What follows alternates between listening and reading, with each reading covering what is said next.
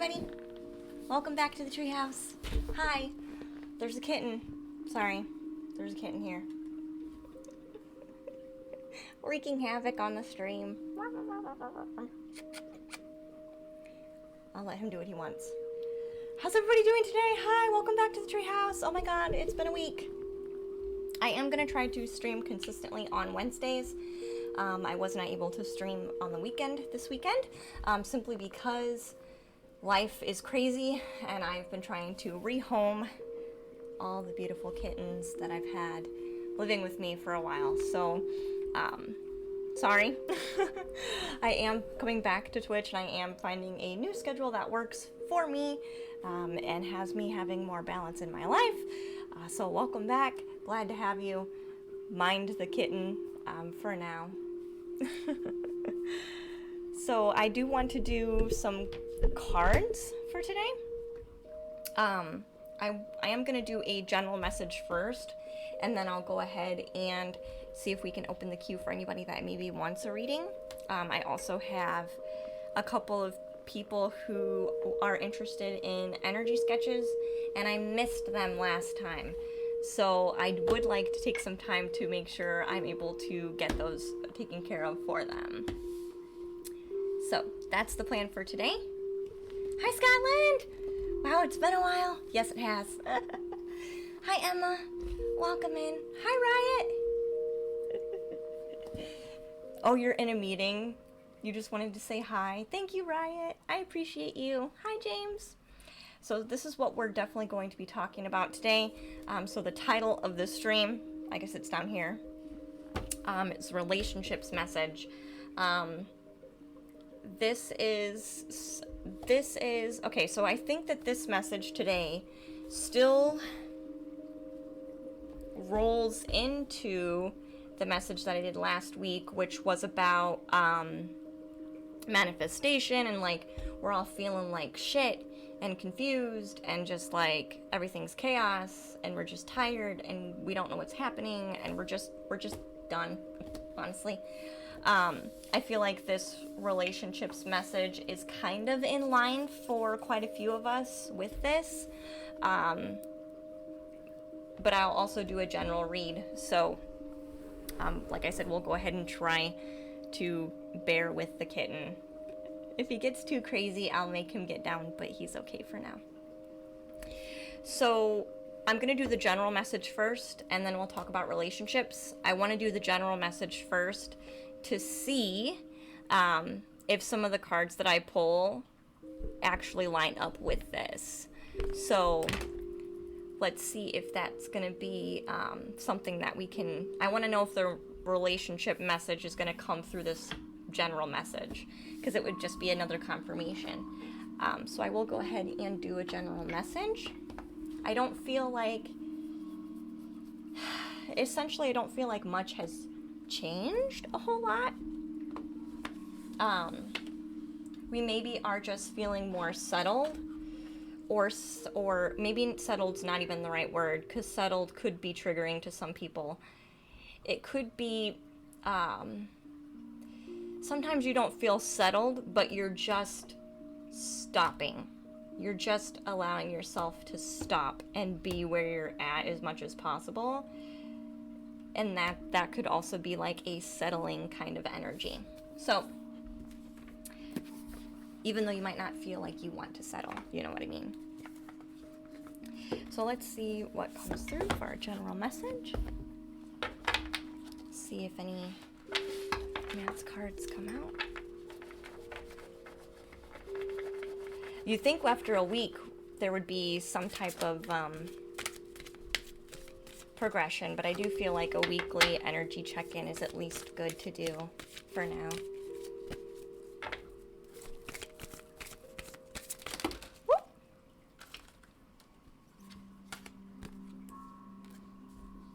Yeah, recuperation into harmony. That's what I mean with being feeling like you aren't settled, but allowing yourself to, recuperate and just be in harmony with now. So that definitely confirms. All right, we'll pull you down, honey. Bye, Mario.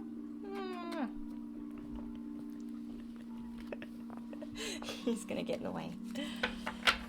So that's a nice confirmation here. We have the Harmony card, and then we have Temperance, and then the Four of Swords. This is saying harmony and recuperation. Hey, Mars Magic! Yeah. Hermit mode to gain some wisdom. I feel like this card could have multiple things in it. This could be we're in hermit mode to recuperate to gain harmony, which I think this is very similar to the message that we had last week. So like I said, I don't think we've had much progress. I think it's just more settling into this energy. Hi, Roger. Hello. So I think with wisdom, initially I was picking up that there might be some people who are placing themselves in this particular energy so that they're able to gain wisdom. So you might be pulling away from certain people in your life that maybe you had really good vibes with, but you're just pulling away from everybody, or even maybe that particular person or people right now, simply because you want to reflect. You're kind of recuperating from past circumstances. Maybe this has kind of triggered some healing for you, and so you need to take a step back to recuperate or do some. I also got a message of like karmic healing. So this is also coming through with relationships as well. It's kind of like pulling yourself away, going into hermit mode so you can recuperate to gain your harmony. So if someone or people or even relationships recently have kind of triggered you to go into a hermit mode, hey JC! Hi JC! Then I do see a need for you to just recuperate, reevaluate your perspective so that you can find harmony in their circumstance. Because sometimes we create disharmony just by the way that we react about the past. You know, we react to our future based on where our past has been. So we do have the Emotions cup again. I do feel like this card here is talking about a couple of different things. So I did say back in October, I think October, like maybe the 1010 portal is going to be finalizing some of our denser emotions. So those of you who are still dealing with lots and lots of emotions, try and be gentle with yourself. Do a lot of self-love and self-care. Emotions are just high right now. But I also feel like when you choose to go into hermit mode and you let yourself recuperate and you allow yourself to find that internal harmony, hey Naomi, hi, then you're going to be able to bring forth new emotions instead of the same old emotions that are triggered by that karmic cycle. I hope this is making sense. This has a lot to do with karmic relationships and not necessarily karmic relationships, but karmic cycles of relationships. Karmic cycles of relationships. So this is definitely going to go into the relationships message that I'm going to do after this one. You think it fits you perfectly, Scotland? There's a major theme coming up here soon. I hope it's making sense. Interesting, Mars? Yeah. Is this a newish deck? So Naomi, my friend Lucy gave me this deck as a gift. All right, so what else do we need to know? Thank you. Playfulness. And see, she's got this cup. Okay. So we have emotions. Right? Emotions. And then we have playfulness. And the emotions cup, the emotions card is a cup, right? Ouch. Kitten. Kitten. Hurts my leg. So the playfulness is, I might be a little sporadic just because of the cat. Playfulness card has this cup here that she's hanging on to. And I'm kind of being told that these are the same cup. So she's kind of allowing her emotions to just flow into the water, right? She's holding this cup near the water's edge. Mario, I love you so much, honey. You really want to be involved, don't you? Don't you, don't you?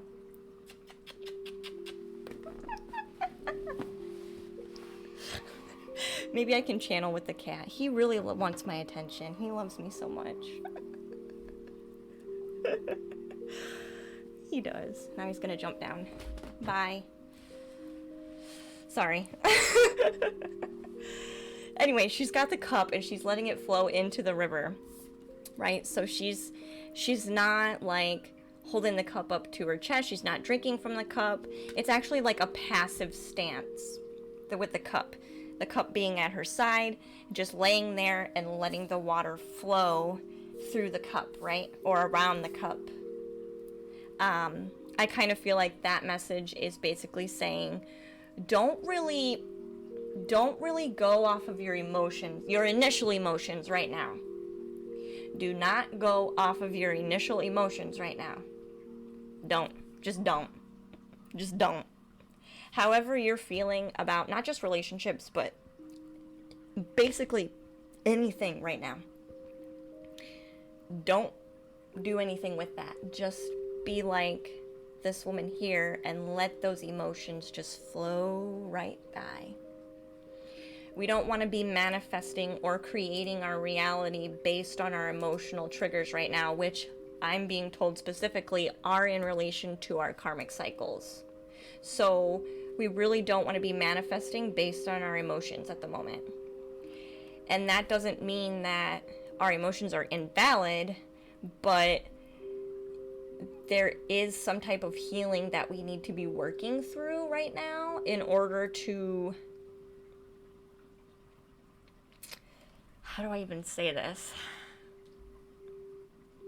We have to understand that sometimes in our life, our emotions are triggered by our trauma responses.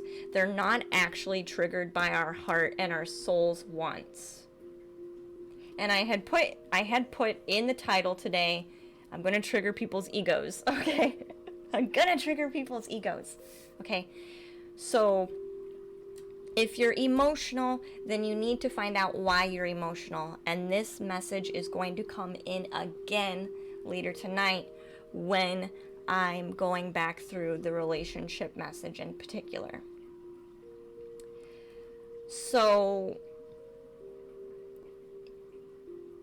those who are highly emotional, we need to know why we're emotional.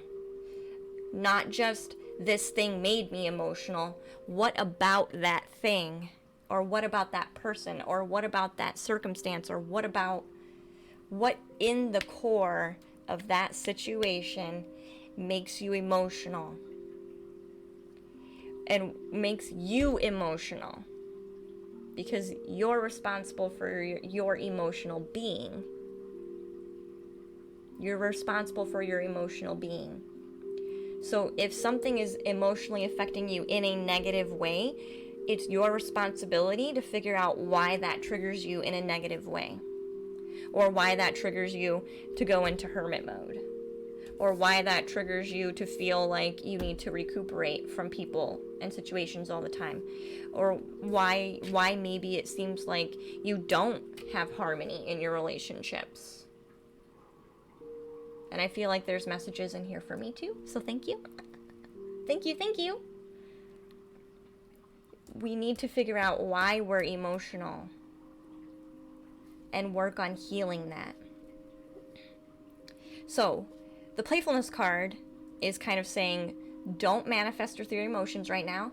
If you're emotional and it's in a way that's not beneficial to you, then you need to figure out what type of karmic cycle is tied to that so that you can heal it, so that you can not have to go into hermit mode as much. You can gain that wisdom from healing that karmic cycle, right? The wisdom card. You won't have to recuperate as much, and you'll have harmony. So the playfulness cup is also kind of saying, like, we need to be having more fun. We need to be taking our emotions less serious. We need to be taking our emotions less serious. I'm going to say this like 8 times. We need to be taking our emotions less seriously. We need to be taking our emotions less seriously. Kind of like, and the ego is going to have a hard time with that. But it's kind of like this. It's kind of like this, right? When you realize that your ego is creating a negative emotion because it's being triggered by a karmic cycle, then you kind of have to laugh at that. You kind of have to say, I see the lesson there. Nice try. Okay? And that's for people who have done that healing work, right? People who have not done the healing work are going to be so confused right now. And this will not resonate for them. So if this reading is not resonating for you, maybe look and see why. What? Maybe look and see why, okay? I love you, but somebody has to tell you this stuff, okay? So, again, this is if emotions are infecting you in a way that's negative and is bringing you disharmony, is making you feel like you have to rest all the time, is putting you in hermit mode to avoid people, is making you overly emotional. This is what I'm speaking on right now. If your emotions are high and they're leading you great and you're feeling amazing right now, perfect. Then you have clearly done the work and are in a good place. This is for people who really need kind of a reality check, to tell you the truth. We need to be taking our emotions less seriously. Because especially right now, it's going to be tied to karmic cycles, is what I keep getting. Hey, Gypsy. Hi, Midnight Rider. Good evening, and welcome back. Is it making sense, Mars? I'm glad. I'm glad. All right, so I'm going to channel the next part. Because the next part is, I just lost it. It's all right. It'll come back. It'll come back. Is there any other messages we want to share with this one? Oh, yes, thank you. It did come back. This might even be, you might even find out, so karmic lessons are coming in to kind of poke fun, or not really poke fun, but poke at you to see if you've actually learned your lesson. So this could be exes coming back. This could be similar feelings coming back about like a job. So like for me in particular, I've gone through like 6 jobs in the last 5 months, okay? And this feeling of this job is unfulfilling, I want to leave, is still coming back. But that would be 6 jobs in like 6 months. And I need to just realize that even though the job is not fulfilling, it's good enough for now. So that's an emotion that's been coming up for me in particular recently, that is emotionally triggered to a karmic cycle of, well, work is not emotionally fulfilling me, so I'm just going to say fuck it. Even though it provides me in multiple other ways, and it's really not that terrible. You know what I'm saying? It's a lesson to learn, right? In saying, well, even though it's not fulfilling now, it is fulfilling other avenues. Hey, Ender! Hi, Ender. You're gonna head to bed, but you still wanted to wish y'all good luck with the stream. Thank you! Sweet dreams, honey. Hey, D-chan. So we have to be aware, like my emotions would very easily tell me that I just need to find another job, because this emotion is still very toxic in regards to employment right now. For me, this is my cycle right now. along with some others, but that's the one I'm willing to share right now. Okay? Okay? Does this make sense? So if you're emotionally triggered by something over and over and over again, it's because there's a cycle that needs to be learned and a lesson that needs to be learned so that you can move forward. Again, it's the same, it's a little bit deeper because this has everything to do with manifestation, because when we're at the brink of manifestation, like, and whether we manifest a good outcome or a negative outcome is totally up to us, okay? And how we let ourselves be, let ourselves be, let ourselves be, okay? When we're at the brink of manifestation, like completing a manifestation, right? A lot of the time, those cycles, those karmic cycles would kind of like poke their head up to say hi and see if we've learned the lesson. Or if we're going to just manifest more of the same cycle we've done before, if that makes sense.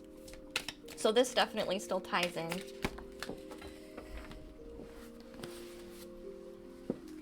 Crap. Hey, Respectable, welcome back. Hey, Gypsy, welcome back, sweetie. I hope this is making sense.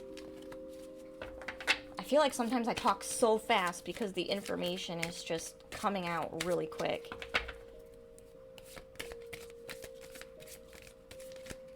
Alright, what else? Do we have one more card? And then I'll grab some light worker cards. Thank you. 2 more cards. Spontaneity and contentment.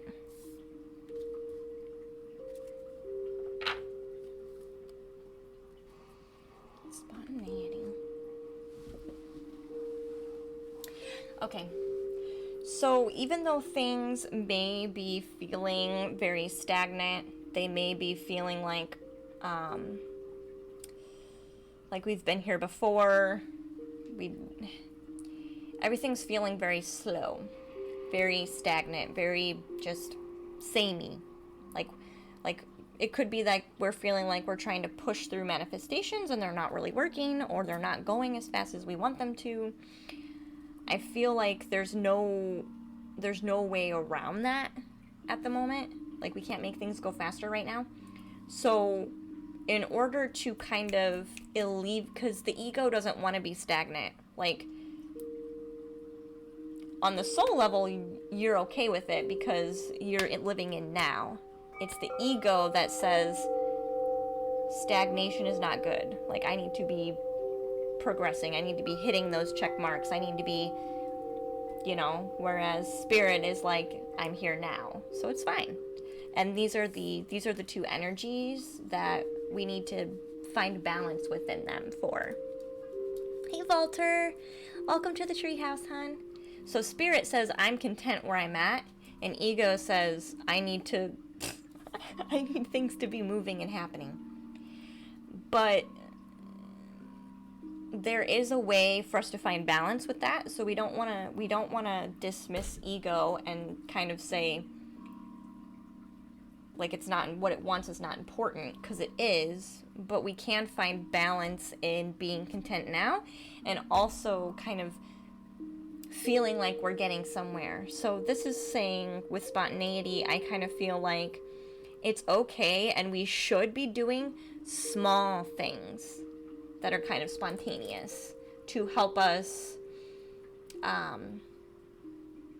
feel like we're moving, like we're doing something. So even though it feels like a waste of time, I almost want to say bring that fun and playfulness into any actions that you're taking, and just do things simply because they're fun and enjoyable right now.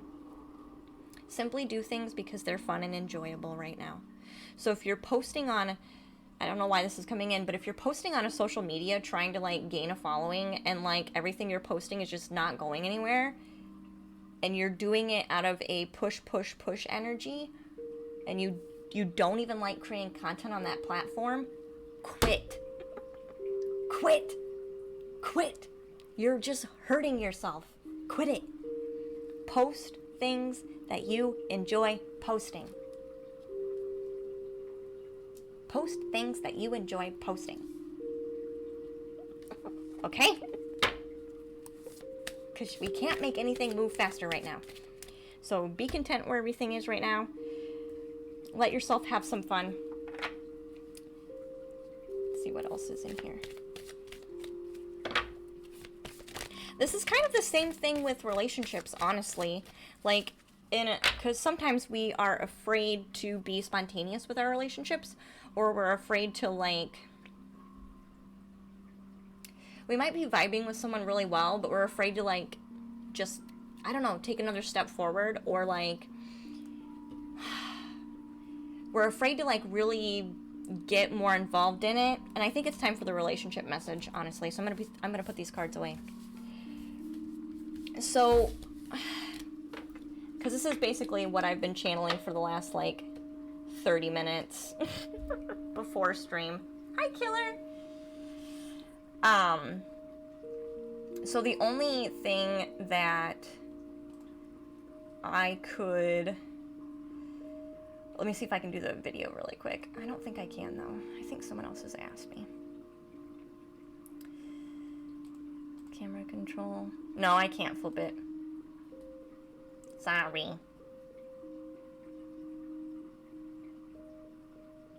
I can flip it vertically. That's my only option. This is what we have for now. Sorry, Killer Queen. Hey, Cree. Welcome in, sweetheart. Glad to see you. So the camera is technically back upside down. That's the only reason why. The camera physically is upside down. So in order for you to see, I had to flip it already. Hey, Walter. We have one relationship message that I'm going to channel really quick, and then I may open up the queue. So, with the message of our general message, I do want to focus mostly on relationships because I feel like there's a huge disharmony in relationships right now that I really feel needs to be discussed. Because I was gonna do just a general message and then do like energy sketches for people, and then I kept having like this mini channel of like relationships, karmic cycles, lessons needing to be learned in those karmic cycles, karmic relationships, like people's mentality of relationships is just not serving them. It's just everything about relationships. It was just coming through over and over again.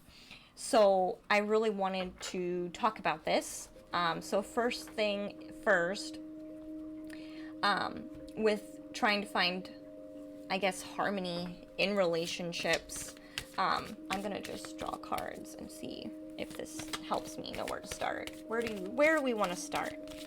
Because I know the whole thing, but I don't want to get like, I don't want to get jumpy.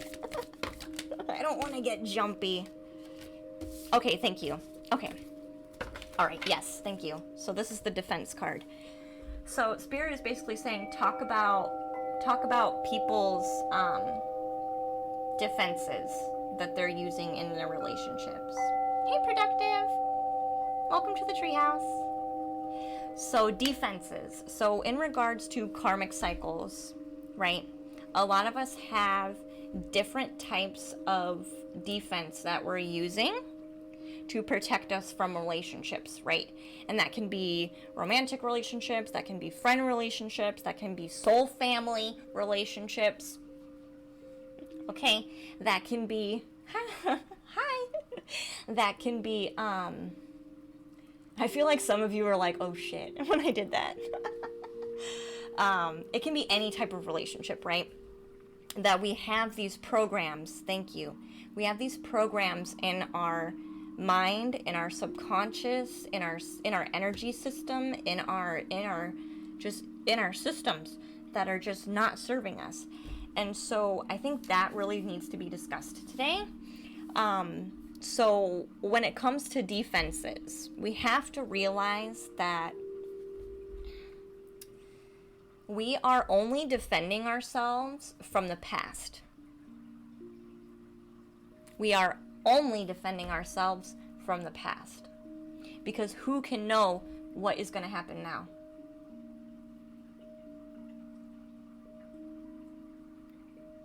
Other than psychics, maybe. Some psychics, maybe. Okay.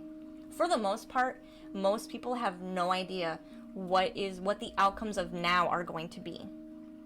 So we have to understand that the way that we're approaching relationships is being manipulated, honestly, by these subconscious programs, by these programs that we have in our system, in our mind. So I'm just going to start listing off some of these because I've been picking up on a few of them just within my own life experience recently. So if you're here watching, which I feel like you probably are, and you feel like I'm calling you out, I'm sorry. I probably am, but I'm doing it out of love, and I won't use your name, so no one will know, okay? Okay, but this is how I work because someone has to tell you this stuff, okay? So I'm gonna go off of some examples that have come in, and then I will plug back in and see what other examples want to come through. So when it comes to defense, and I'm gonna provide some examples so people have an idea that maybe they're doing this and they don't know it, okay? So a defensive stance for a relationship an example would be, my romantic partner is the highest form of a relationship that I could ever have. To the point where it's toxic. That all of these statements I'm making are to the point where it's toxic, okay? It's okay to have a really good romantic, fulfilling relationship romantically with a partner. That is beautiful. But if it is going over to the toxic side, where you don't have any other relationships in your life, you have to understand that that is a defense somehow. You are, and when you do that as well, like, you are cutting out so many other types of relationships from your life that I can't even see how you could have a balanced, fulfilling romantic partner relationship. Because if you're only putting energy into your romantic partners, then you're only going to learn karmic lessons through your romantic partners. So guess what? Your love life is going to be nothing but lessons.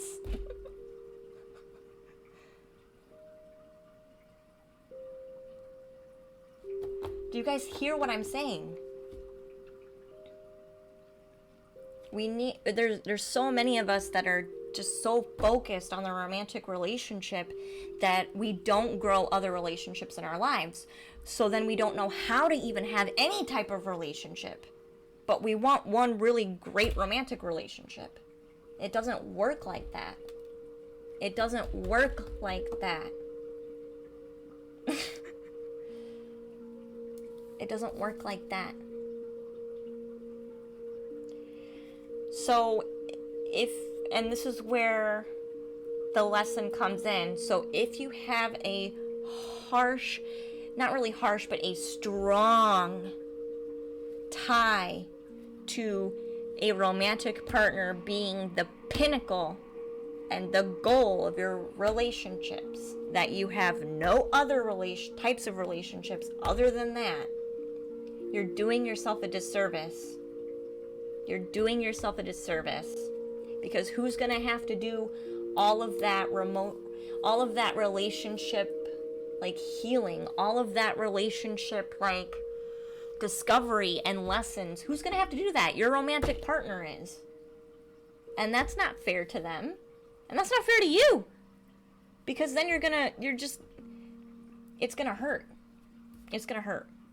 And lessons hurt anyway, but then you're going to feel like you don't deserve anybody romantically, when really you just need to learn your lessons through other people. So stop funneling all your lessons, all your relationship energy into just romantic partners. This needs to stop. This funneling energy to romantic partners only needs to quit. It needs to quit. It just needs to stop. It just needs to stop. Okay. So, the other thing I wanted to mention, you agree, Red Queen? I'm glad. Is this making sense? You're not even lurking is gonna save you. Aw. Native clock. Doris. Okay. Yes. Thank you. Yes. So, the next card says doorways. So, this wants to talk about missing out on fulfilling relationships because your filter is so tiny. You could literally be missing out on soul family connections. You could be missing out on growth, your own soul growth and potential for growth, because you're filtering out where your energy goes in regards to relationships. Like, you could be missing out on so many opportunities because you guys are just so focused on romantic partners only. And this also has a message of, like, if you're in a romantic relationship and you are someone who is, like, weird about your partner having other friends or, like, having other people around them, like, that's your problem. If you have a problem with your partner having other friends or other types of relationships, that's your problem. You need to figure out why that triggers you. You need to figure out why you feel so insecure in the relationship that you can only have that relationship or only be that relationship. You need to figure out why.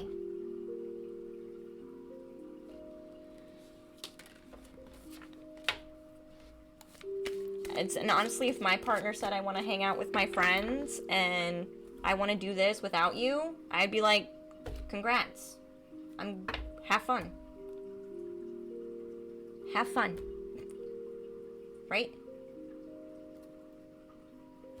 And again, this isn't something about, like, toxic, you know what I mean? This isn't saying, well, my partner never spends time with me, or my partner hangs out with friends because he doesn't want to spend time with me. That's not what this is. This is about, I'm explaining the toxic side of things. Everyone needs alone time too. That's very true. But we get so tied up on this, like, one avenue, one door. Romantic relationship is the pinnacle of relationships. That's where I'm gonna learn everything. That's where I'm gonna feel everything. That's where I'm gonna be complete. That's where all my lessons will finally make sense. And no. No, that's probably where you're going to continue to learn all the really hard lessons, and then you're going to break up with somebody again because the lesson was too hard. And then you're going to find someone else, and you're going to learn that same lesson if you didn't learn it the first time, or you're going to learn a different one. It's just, yeah, you're also limiting your choices. Okay.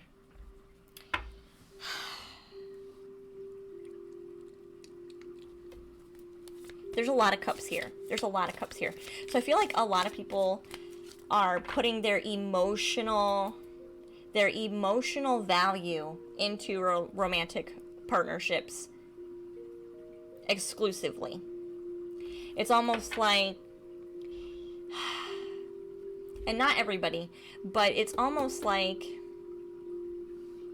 not being emotionally fulfilled or having some type of deep emotional fulfillment only in romantic relationships, which is really cutting off your choices.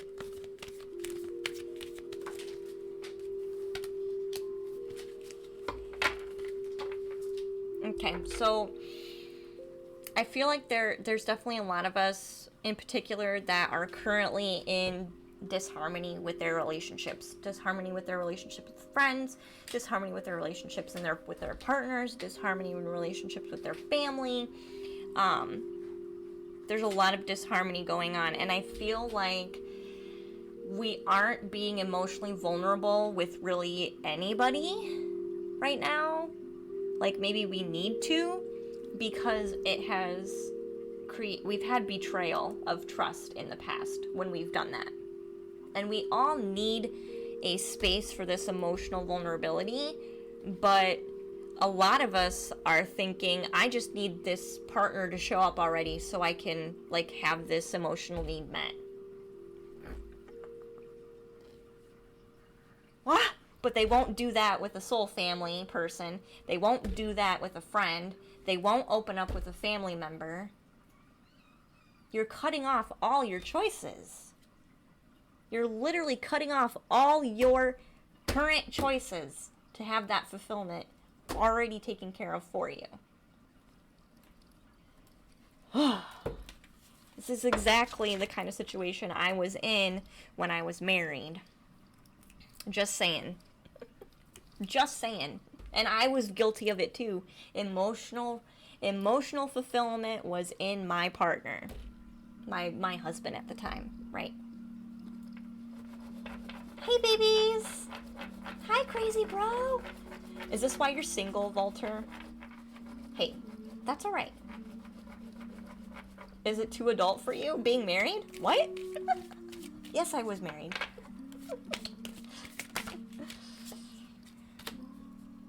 Yeah, okay.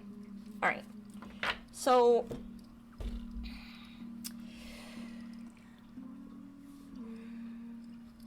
we need to be branching out. If you're in a romantic relationship, you need to branch out. You need to branch out. If you're not in a romantic relationship, you need to branch out. If you're devoutly saving yourself for that romantic partner, you need to branch out. Like, you just need to branch out. And the thing is, if we don't start doing this, we're never going to find that emotional fulfillment, which is already inside of us. But it can be reflected easily through multiple people. It can be reflected back to us through others. So, I feel like any emotional disharmony at this time, we just have to have patience with other people too, because here's the thing, we often, and I'm guilty of this as well, right? Okay, I'm human. We will often, when we're in an emotional distress of any kind, right? We want to be alleviating that in some form, right? Whether that's through venting or dumping on someone, usually that's the case, or just putting it out there, right? We just want to put it out there so healing can kind of like bounce back to us. Hey, Jigglypuff! You're Courtney's mom. Hi, Courtney's mom! Yeah, marriage is a phase. You learn from it and go stronger from it. I married 3 times and divorced 3 times, crazy bro. Aww, that's normal. That's normal. And crazy bro, I know you have a heart enough, very much like me, to still very much want the best for that person. And still care about them, regardless. And that is special. Just because things break up doesn't mean you don't care anymore. Just means you've grown. Anyway, so I feel like we need to be patient with other people, especially right now, because we might be trying to find emotional fulfillment or relief even from our emotional turmoil right now through other people, and it's just not happening, because I think other people are also like in some type of emotional struggle. We're all tired, number one. We're all just exhausted, confused. We're all feeling the same energy from the last read. So if you are trying to be emotionally vulnerable with someone and they just don't pick it up at all, or they just don't want to go there, or they just can't manage to like be there for you right now, try and be patient as you can, because I feel like everybody is kind of learning these lessons right now and trying to find, it's almost like the universe is kind of saying, if nobody can do it, then you all have to be able to do it on your own, kind of thing. If nobody can manage to kind of step forward and make this space for you, it's kind of like forcing us all to go into that hermit mode, into ourselves, to find that harmony. So this definitely goes back into that original message of being placed in a place where we can't find that fulfillment or that soothing or that relief through others at the moment, because either they can't make space or they emotionally can't handle it themselves because they got their own stuff going on. I feel like this is a pattern so that we are able to kind of be forced to go in and find our own balance. So if you are someone who is extremely emotional and has been for a very long time, and you feel like no one is listening to you and you don't have anyone to talk to, we've all been there. So number one, you're not alone, okay? You're not alone. We've all been there. And it's time for you to find your own balance. It's time for you to find your own balance. And that doesn't mean nobody loves you. It just means that it's time for everybody to be self-sufficient so that we can finally be complete in ourselves. This is kind of like a massive God. If you are not wanting to wake up to this message that you need to be self-sufficient and responsible for your own emotional stability, oh my God, you are having a meltdown right now. That's all I'm going to say. If you cannot grasp that your emotional well-being is your responsibility, solely your responsibility, you are struggling right now, and you are probably pissed at everything, because ain't nobody got time for you. And not in a way of like they don't like you or don't love you, but like nobody has time because everyone's going through their shit. So there's some solace in knowing that you're not alone. But if you really are someone who refuses to take emotional responsibility for yourself, whew, it's rough. You're having it rough. Okay. So try to be patient with people. Try to really, like I said last time in our general message, try to do some self-care. Try to find that emotional balance within yourself. Set alone time for you to just go in and like soothe yourself. It's not that hard. It's not that hard. Soothing yourself is not that hard. It's just we get trained that other people need to help us do it. But that's not the case. So, have patience right now. Everybody needs patience. So if I called out your ego, please have patience with me. Please have patience with me. In a sense.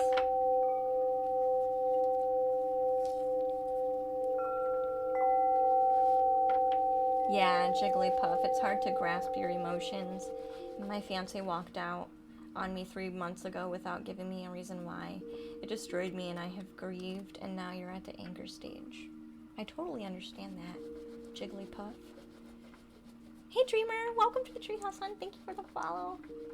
So there are tons of meditations that you can do to work through anger. There are tons of them. You can literally YouTube releasing anger. I have a plethora of YouTube resources in my Discord. If you go into the healing resources channel, you can literally just type in how you're feeling, like I'm freaking pissed, or I'm angry, or how do I let go of anger, and it will pull up all of the resources that I have personally used to let that shit go. But we have to recognize that sometimes it's okay to be angry, and we need to stay angry until we're ready to let it go.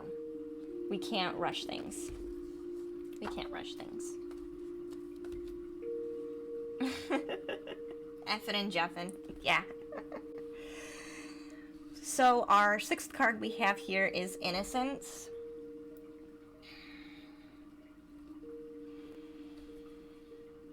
I feel like, here's the other thing that this Innocence card wants to talk about. And this might be specifically for you, Jigglypuff, that I'm picking up on. Hey, Miss Umbra! But I feel like that the same message that I'm about to share is helpful for so many of us, particularly those of us who are really emotional right now, and we feel like no one gives a crap, no one's listening to us, no one's making space for us, like we're not that important to be heard right now. All of that bullcrap is being tested, and because it wants to be healed. It wants to be healed because I feel like this is not just a personal karmic cycle. This is like a global karmic cycle is what I'm getting right now. So the reason why everybody is going through this is because globally, throughout the whole world, we have all been taught and programmed that relationships of all kinds emotionally validate us, emotionally secure us. Whew. What a reality check to have basically 2 years of being thrown in lockdown.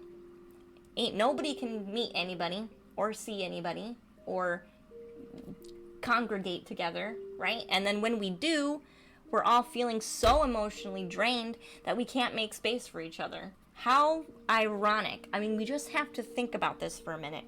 How much irony do you need to see the pattern? How much irony do you need to see the pattern? How much longer does this controlled isolation on some level need to continue to happen for you to understand this lesson? Love you. Thank you, Gaming, for the follow. Is this making sense? Like, this is making a lot of sense to me right now. Hey, Coconut Gaming. This is making a lot of sense to me, even because I've been feeling this way. Like, my inner child and inner teen have been throwing hissy fits on like everybody, because I'm like, I'm an emotional mess, lotta, like, no one's here for me, no one listens to me, yada yada yada. I just have to always do stuff on my own, which means I can't emotionally be fulfilled. Like, this is me saying this to myself, and it caused all sorts of emotional chaos. So we really have to, once you guys find balance emotionally, you can see this. You just have to let yourself find that balance first. Hey, Realistic, thank you for the follow, and thank you for the host, streamer. Thank you. Sorry, I'm a little bit channely right now. Is this making sense?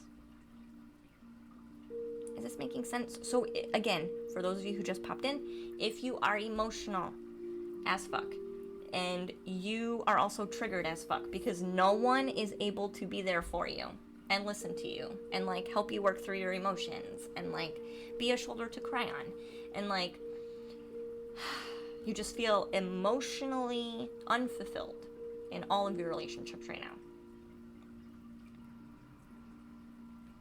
and you can't yet grasp that your emotional stability is your responsibility, this is going to really push that home. And you will grasp it when you take time to be in yourself, by yourself, to do that reflection and healing and that emotional balance. I hope that makes sense.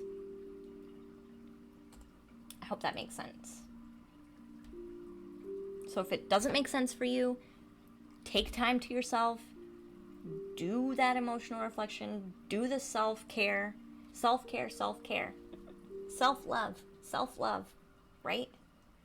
Do loads of self-love, because obviously the world is making you have to deal with yourself.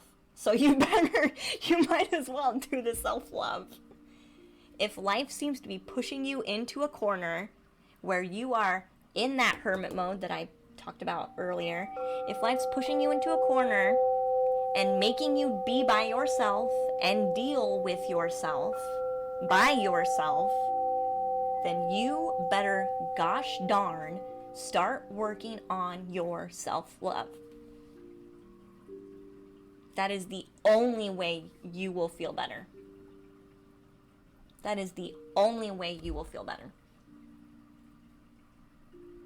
Universe is putting us in timeout. Yeah. Because like I said, this is not if you are feeling like shit, you are not alone. Okay? This whole readings that I've been doing for the last bit have been saying everyone's feeling like utter garbage. Okay? And that's fine. It's fine, because you're not alone in that. Everybody feels this way. Okay? But yeah, the universe is basically putting us in a timeout because we are continually manifesting awful cycles, awful karmic cycle repeats for ourselves over and over and over and over and over and over and over. And it's like, God, just quit already. Just quit already. You're in timeout. All of you are in timeout. We need to be doing our self-care. If you want to be happy, you're going to have to do your self-care. And it's not... the less happy you are, the deeper your self-care needs to be.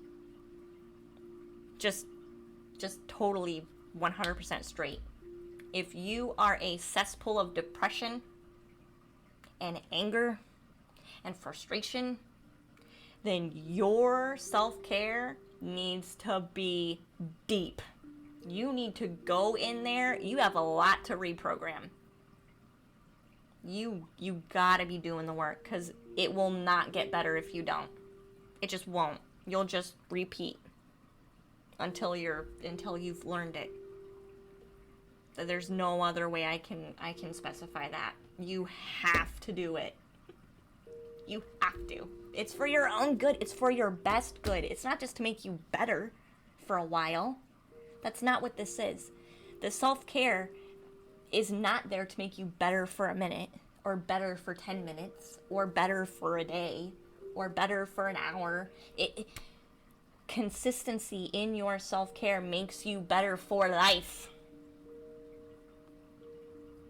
It makes you better for your life.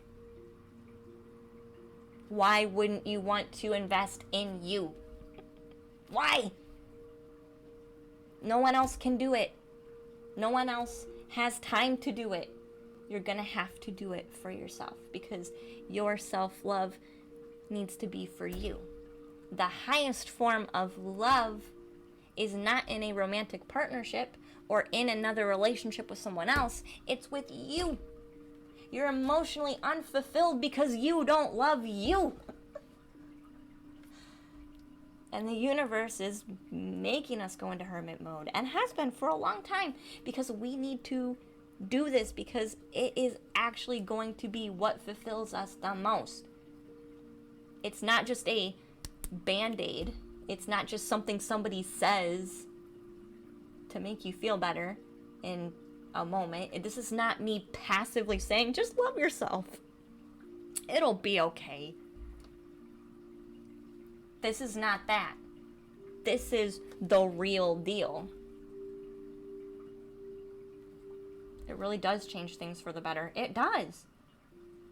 Hey, realistic. The universe, you need to have a long hard think about what you've done. Yeah. Just hard to place, right? It's good advice, just hard to out in place right now. Yeah, Jigglypuff. So I think for you understand you're just not ready. And that's okay. There's nothing wrong with that. If you're not sure if you are ready, you can always start that inner work and see if it's extra triggering you or not. If it's extra triggering to you and you're just like, I can't, then give yourself some time. But if it's mild, you probably can start working through it. Hey, Sam. Hi, Sam Walsh. Welcome back, sweetie. Welcome back. Poor humanity. Yeah, we all need a hug, but we all need to give a hug to our fucking selves. Diana, you are such a beautiful friggin' human. You have done some really awful shit, but you also, like, do really beautiful shit. And, like, you really, honestly, you just want to be a good person and, like, help yourself and, like, help as many other people as you can along the way. And that means you're beautiful. So, you know what? You deserve a hug. That doesn't mean you're perfect, but you're perfectly loved by you. Thank you so much. That means a lot.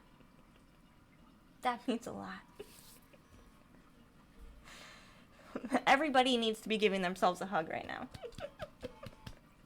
And even if you just barely do it, that's progress.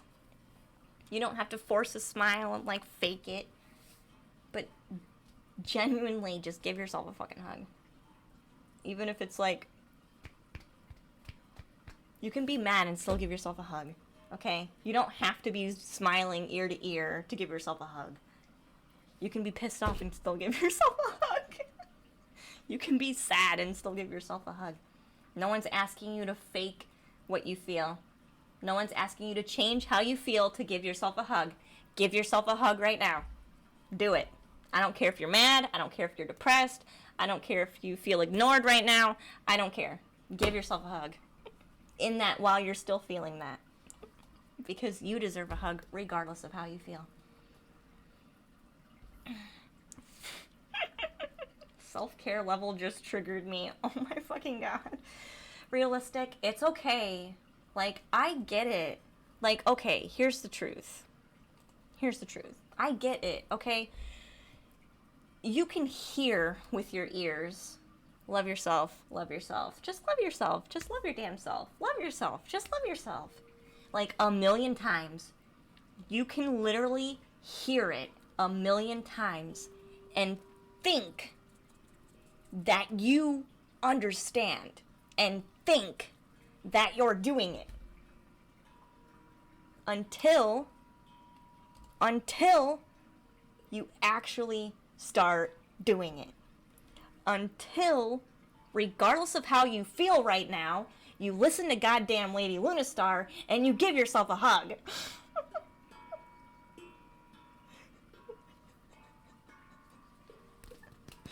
Do it. I'm only laughing because it's real. It's real. Sorry, I'm like panic clicking. It's real. It's real. It's not a mind. Loving yourself is not a mindset. It's not just a mindset. Oh yeah, I love myself.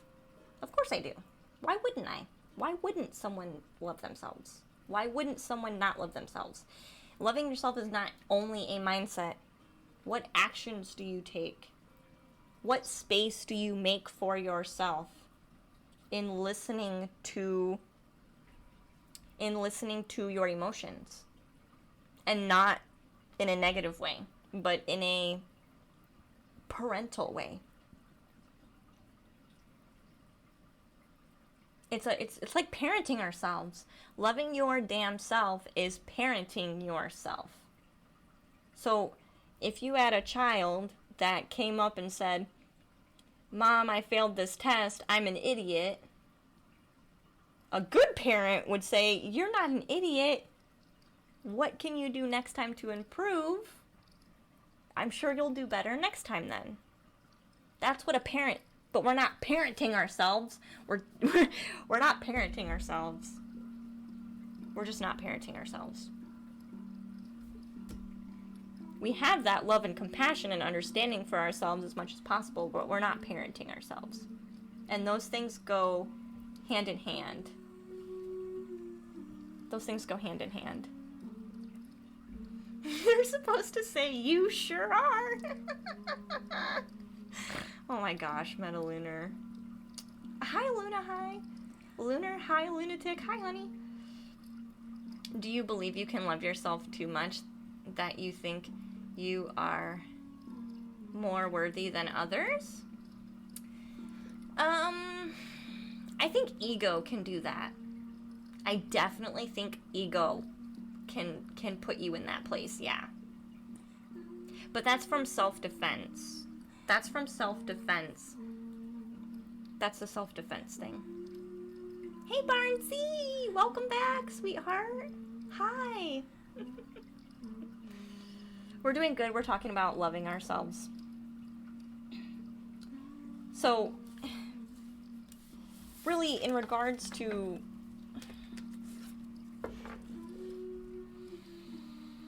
we just need to be patient with each other.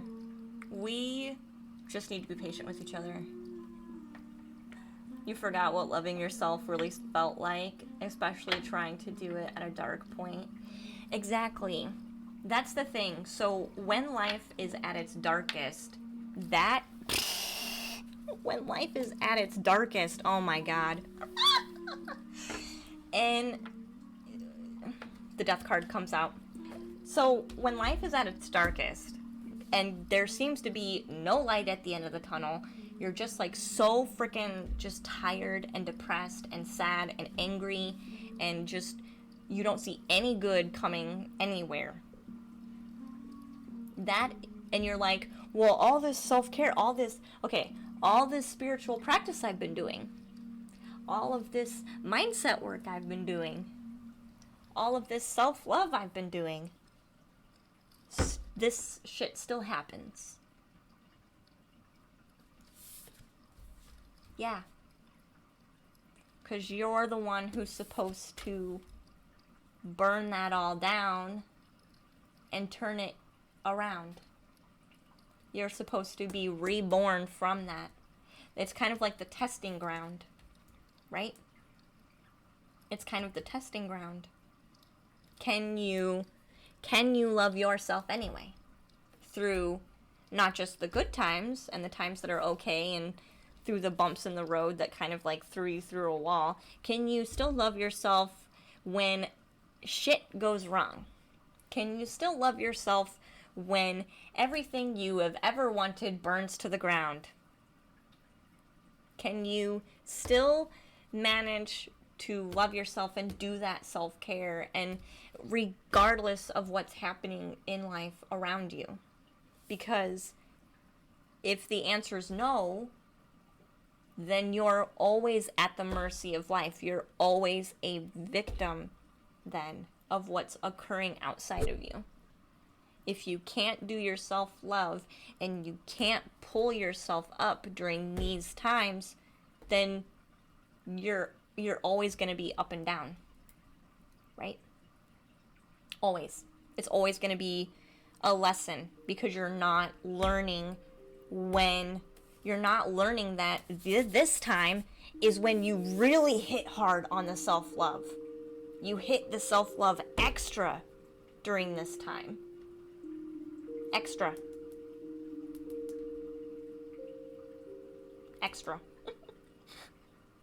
Because that's what keeps you balanced. That's what keeps you balanced.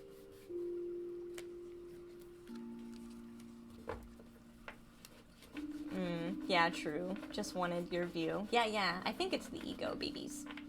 Because on a soul level, you're just like, you just love everybody. And you just want what's best for everybody. And you really don't see yourself as better than anybody.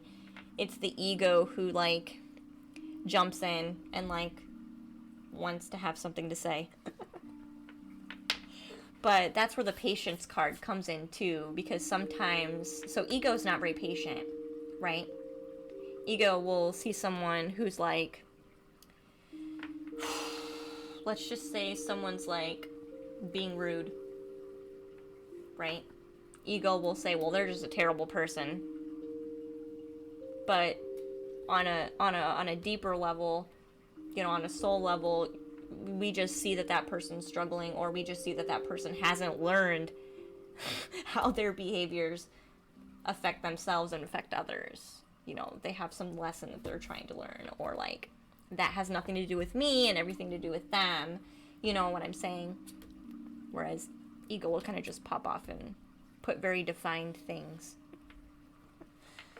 But I do think that right now we just need a lot of extra self-love, for sure. For sure. Yeah. Yeah. So if you are, in short, because I know I just basically channeled for like an hour and 20 minutes. Oh my god, that was so much information. I don't even remember what I said, which means I'm probably gonna have to go back and watch the video so I can like relearn, so that I can relearn and re-download some things that I said, because oh my god, I don't even know where any of that went. But that really needed to be said. Yeah, just gotta keep pushing forward and keep moving. But sometimes you do get lost in the dark all alone and things get tough. And when you're all alone, it's kind of like realize that that's the perfect opportunity for you to find that emotional stability within yourself.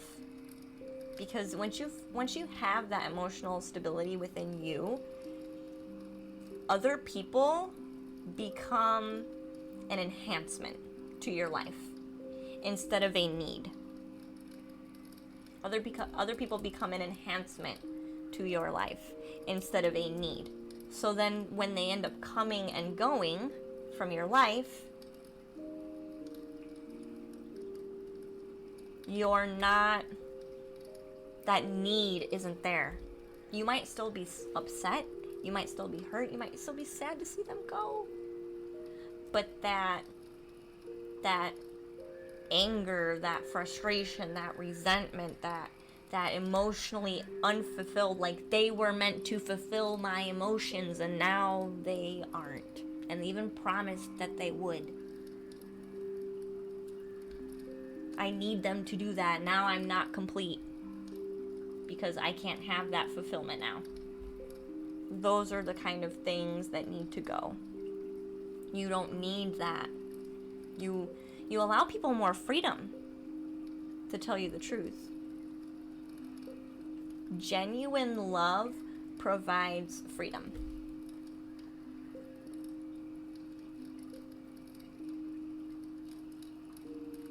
Genuine love provides freedom. Genuine love is unconditional love. What is it condition is saying I have to be in a romantic relationship to love you? Is that conditional? Is that conditional? Yes, it is. It is. That is conditional. That's saying in order to have love, we must be in a romantic relationship. In order to have that emotional fulfillment complete, that needs to be in a romantic relationship. Or in order for me to have emotional fulfillment, I must be married to you.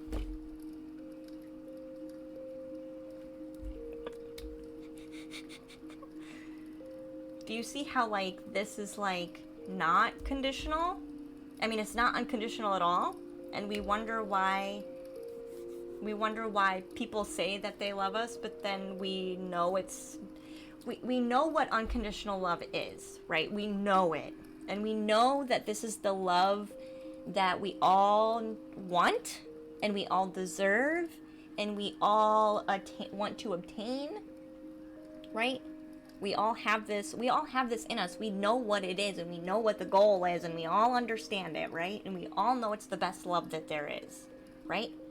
But then when we look at our relationships and we see a condition here, a condition there, a condition for that relationship, a condition for that relationship, a condition for this relationship. Oh, I can't have a relationship with you because I have a partner. Even though there's definitely unconditional love here, I'm not going to pursue it because I have this condition.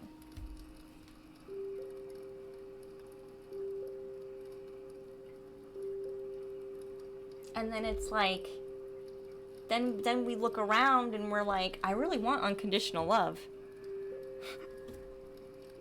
I really want unconditional love, but we've put these conditions as defenses. Thank you.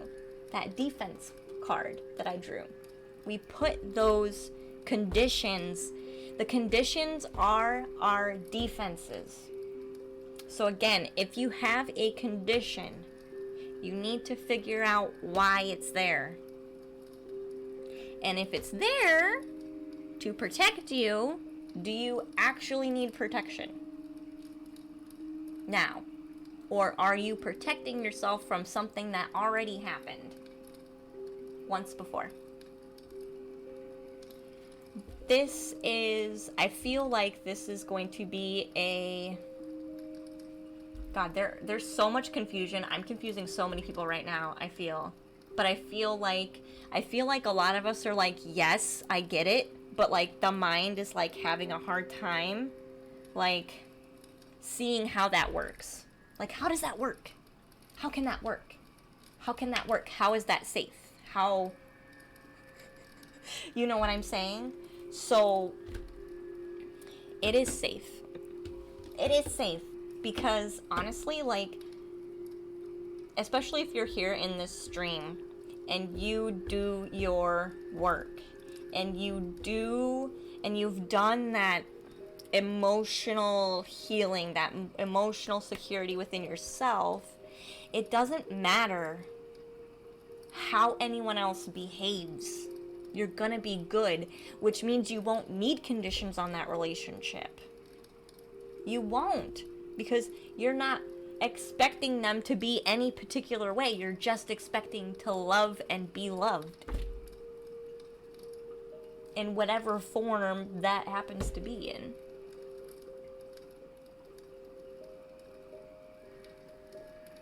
So I feel like this is really going to start coming into collective consciousness. I feel like it already has been for a while.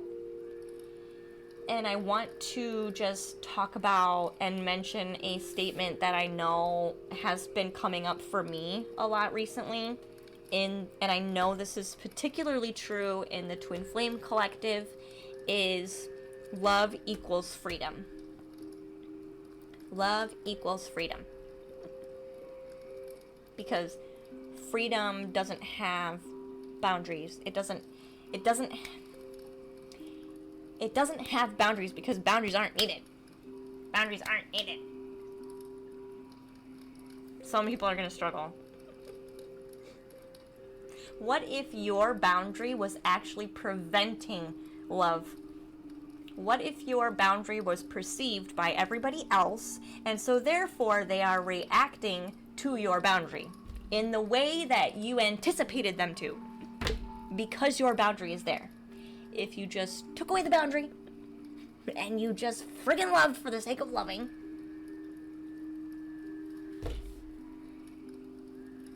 this is really hard shit, okay, to work with. This is really hard for people to get. Hey, Wheel! Because even I'm like, what the F? But then I haven't learned anything. If I take down all my defenses, I'm just leaving myself vulnerable to be hurt and relive all of those traumatic experiences and lessons all over again. Right? That's where my mind's going.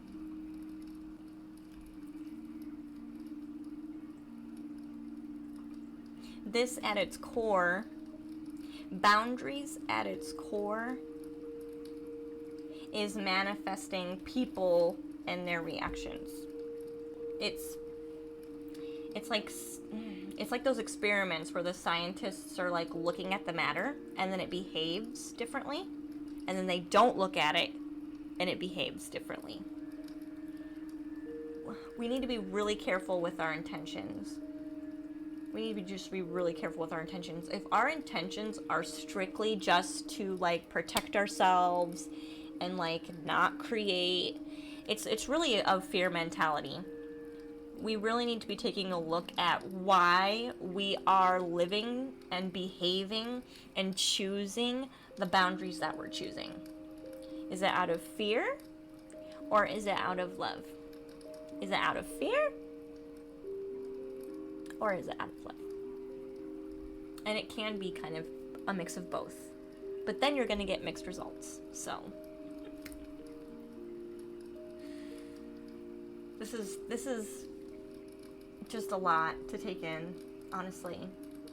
Because I know this is definitely still about like the manifestation too. Because I've been talking about how we are actually still manifesting what we want right now. We are. It's not too late. Things may be moving very slow, things may be emotionally chaotic, but we are still in manifesting energy. So again, it's like really important that we stay on top of that self-care and we stay on top of that self-love and really dig down into our emotions and really find that balance right now and try not to manifest with our negative emotions at the moment. Because we are still in manifestation mode right now. And things do want to come in. But it's like, again, being really picky. Being really intentfully mindful about what we are manifesting. People just got to be extra mindful right now. But we do need to branch out in our relationships. That is like a main message. We do need to branch out in our relationships. Thanks, Danos. So I will go ahead and see if I can open a raffle.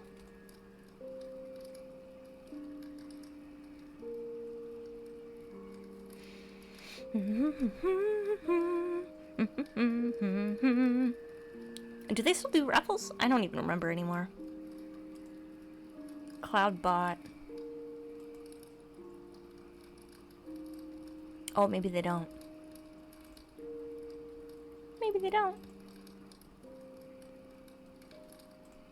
Do I have to do a giveaway? Maybe I have to do it a giveaway.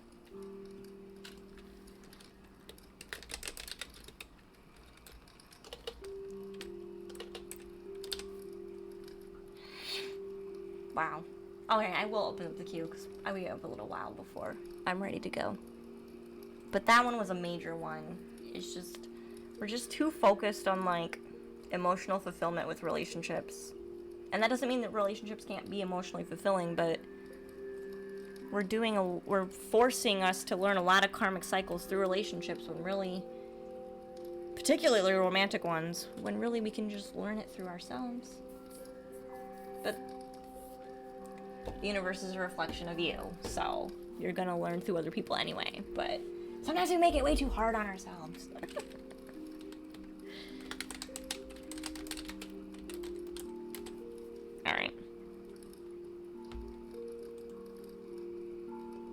Alright, let's see. Start the giveaway. Did all the kittens find homes yet? No, I still have 2 kittens that I'm trying to find homes for. But 2 of like 5? That's pretty good. That's pretty good. That's pretty good. So if somebody wants a reading, I'm gonna raffle off one. I'm gonna assume that the internet beings of divine love and light are going to help me pick the right person. So ! Raffle if you want a reading. Then we'll set our intention really hardcore and then we'll pick it. We'll let the internet gods pick.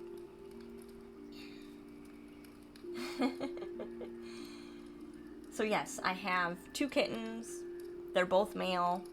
And I'm still trying to find homes for them. So I have 3 cats in my apartment now instead of 6. So things are feeling much more calm. But clearly Mario still wanted to be part of stream, so. So no, I'm still looking for 2 of them to get homes.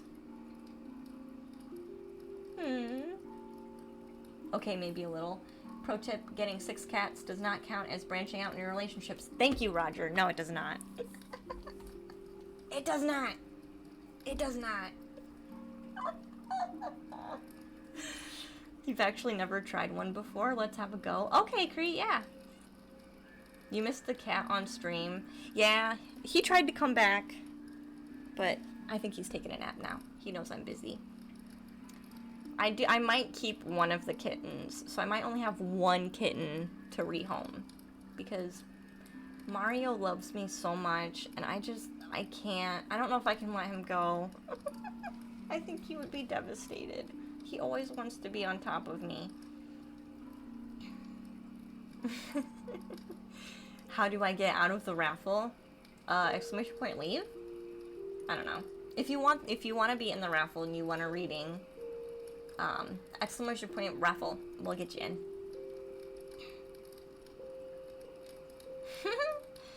Who's the lucky person to get called out? Everybody. They might watch afterwards, though. That's the thing. They might watch afterwards. If you got triggered and you're like, it was probably you. The thing is, you can be triggered. Your ego can be triggered, and you can still be here. That's how I know you've done the work. If you're like, oof, and then you still listen anyway, like, you done some work. Okay. If you go, oof, I'm out of here, then it's alright. You're not ready to hear the truth from me, okay? You're gonna learn it some other way, and that's fine. It's not gonna be from my mouth. At least not now. Alright, so we got a couple people in. We'll set the intention. Is it gonna be relationship reads all day? Sorry.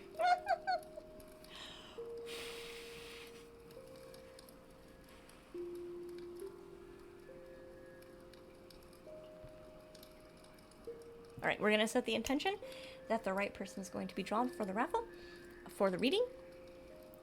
So I'm gonna close the entries, and we're gonna pick a winner. So who, universe, would you like to have me read today? That will get the most benefit from the reading, based on everybody who's entered the raffle. We're gonna draw in 3, 2, 1. Emma! Emma! It's alright. I'll do it a couple times. Yeah, I only held up 2 fingers. That's why I smiled. Emma, what do you need today, hun? Yes, I only held up 2 fingers. I know, that's why I chuckled a little bit. Gets toasted is more like it. You were so triggered. You know, even I was triggered a little bit. I trigger myself sometimes. But then I'm like, no, let's listen. Oh, so you weren't just seeing things? No, I went 3. And then I was like, huh. 3. I was like, 3. 3, actually. You didn't want to join, but the universe wants to expose me. I feel like your reading, Emma, was the general message reading. But I will draw an angel card for you. They're telling me to draw an angel card for you. Okay, you know what this card is going to be about, so I'm not going to tell you. Wow, I am, like, really forgetting how to stream. Okay, so I'm going to draw an angel card. You know what this card is going to talk about, okay? And it's just going to be one of them. All right?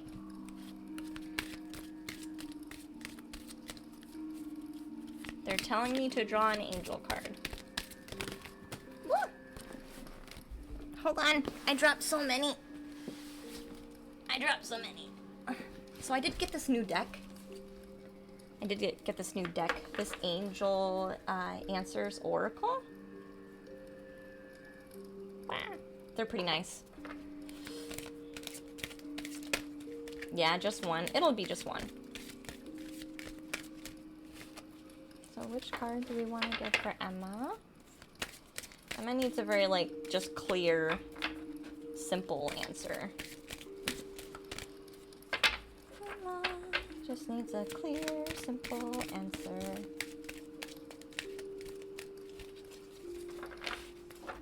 This is a new deck, so it's going to take a minute to calibrate.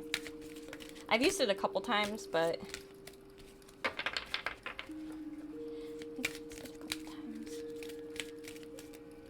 But the newer decks do take a little bit longer. Woo! Yeah, this is exactly... I don't think you'll be surprised by this card, Emma. One simple, clear answer with 7 subsections. Can you read it? Recovery. Recovery. Recovery. And you totally know what that means. I don't even have to explain it. I don't even have to explain it. And yes, it's about multiple things. It is about multiple things. It's the same reason. It's just the energy of everything that's not quite lined up yet. There you go. It's the same answer for, like, the 2 things that are coming up. Okay. Because it was just one thing, and then another thing popped in. So the answer is for both. Alright. So, we're going to pick another winner, since that one was so quick. Alright, universe. Emma, can you exclamation point leave? Will it let you leave? If I draw you again, I'm just gonna pick a different one. Alright. We're going to do the raffle for the next reading. Cree! It's you! Okay. Oh my gosh. I don't think you've ever gotten a reading from me. I mean, I think we've done some energy work before in, like, the background. But that wasn't directly for you. You just happened to be there. You just happened to be there.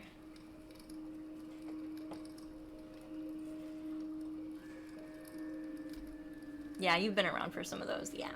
Yep. What do you feel like you want or need some help with? You're so good that you didn't have to say anything. I'm glad you didn't say anything. Why would I say something? It ain't nobody else's business. It's nobody else's business. I understand and you understand. That's all that matters. That's all that matters. Now, if you didn't understand, I would go a bit further, but I know you totally understand. So there's no need to. So there's no need. Cat. Artemis. Alright, hold on. You guys are going for a trip. Do you see this? What are you doing? Kitties. What are you doing? Did you knock down my book? That's Mario. The black and white is Mario. And then Artemis. That's the white cat. They knocked down my book. They knocked down the book. I have a book that sits on a little stand. You knocked it off.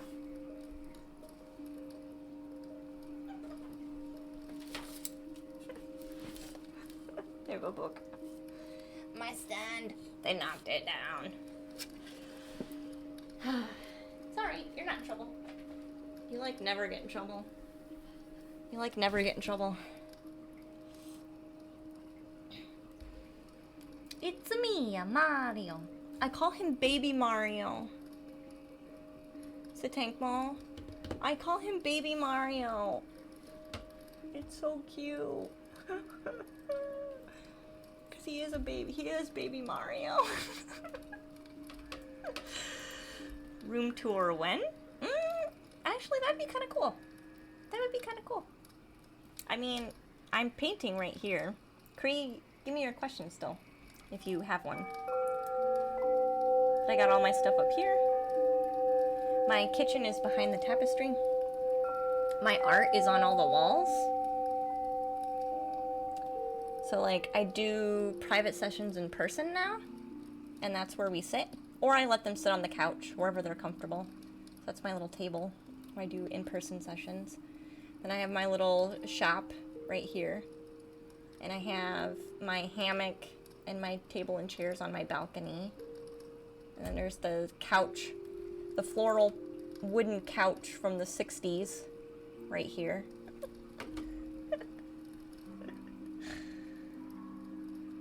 Maybe the first time you ever saw the camera move. I should just jostle it. Thank you for the follow, by the way. Who followed? Not so much an angel. Oh, hey, welcome in. Kitty said, nope, we didn't knock stuff down. It just magically fell down. Probably. Mario! Mario's like meowing at me. I can hear him. Oh, a tour of the Lunar Palace. So if you are a patron, you've already seen my space. I've already shared it with you if you're a patron. You've seen my whole apartment. I like walk you through and turn off all the lights and like play fancy music. I'm like, look at what I did.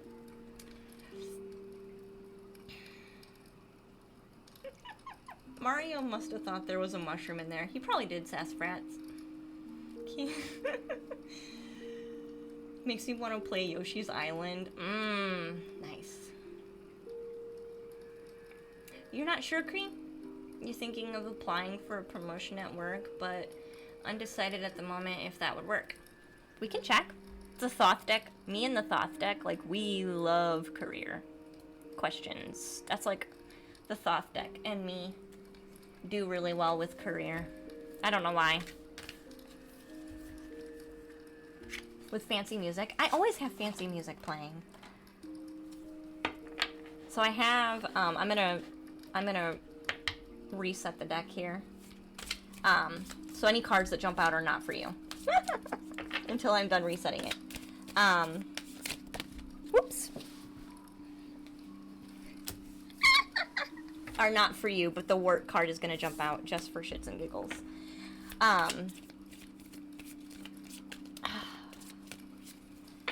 I'm very liberal with my words today.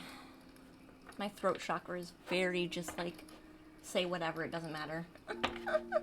I'm very non-judgmental about what I'm saying right now, which is great. Hey, Faye! Welcome in, sweetheart. Welcome in. So I have a new, I'm going to continue to reset the deck, but I have a new office space at my newest job that I will stay at this time. Because it just, even though I don't want to be at work and I'd much rather be a full-time streamer and content creator, that's not currently in the cards for me at the moment. And I'm learning to be okay with that and still do what I love doing anyway. And I might as well be at a job that doesn't treat me like garbage while I'm working stuff out and recalibrating. So anyway, I have a new office at my job and I play like meditation music like in my room. And I have a meditation chair and a tapestry up on my wall because they let me do whatever I want. I can even set my own hours. It's actually really nice. They're actually really nice. So I'm kind of okay with being there right now. Even though I'm not okay with being there, I'm okay with being there. You know what I mean? But anyway, I play meditation music, so I'm always playing fancy music. And Jewel. Sorry, I play a lot of Jewel too. Okay. Alright, Cree. Let's focus on your promotion. And see... Are you wondering if you should go for the promotion? Wondering if it's worth it to go to the promotion. Do you feel like...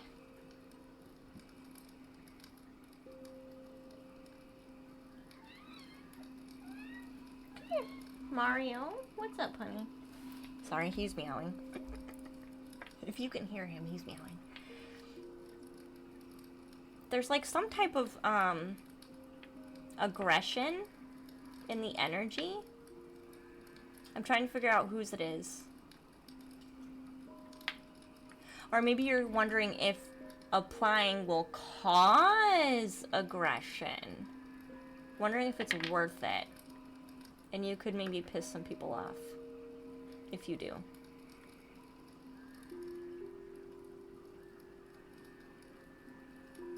Yeah, there's some type of aggression energy in here. Hold on. mail Mario to me. He's cute. Are you close enough to take Mo? I've driven like 2 hours to drop kittens off before. So it's not out of the realm of possibility. It's good seeing you, not seeing you on. Ooh, Queen of Cups. Oh, you're in Virginia? Whew, man, that is quite a trip. That is quite a trip. All right.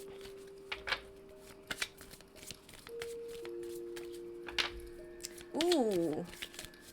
Are you the one who's becoming a bit aggressive?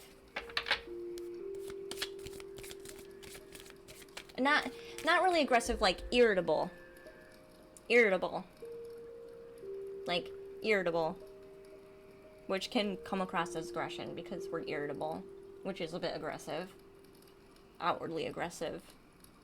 Or internally, it could also be internally aggressive. With trying to like not allow that to come out.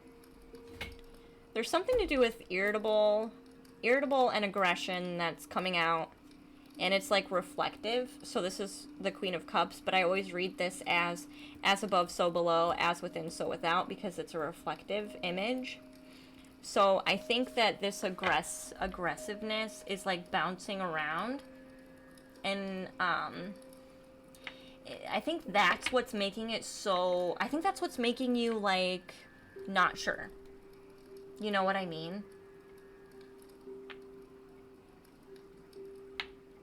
I've had run-ins with other team members for not doing the same standard as me. So yeah, I get that. Okay. Yeah. I think this energy is the only reason why...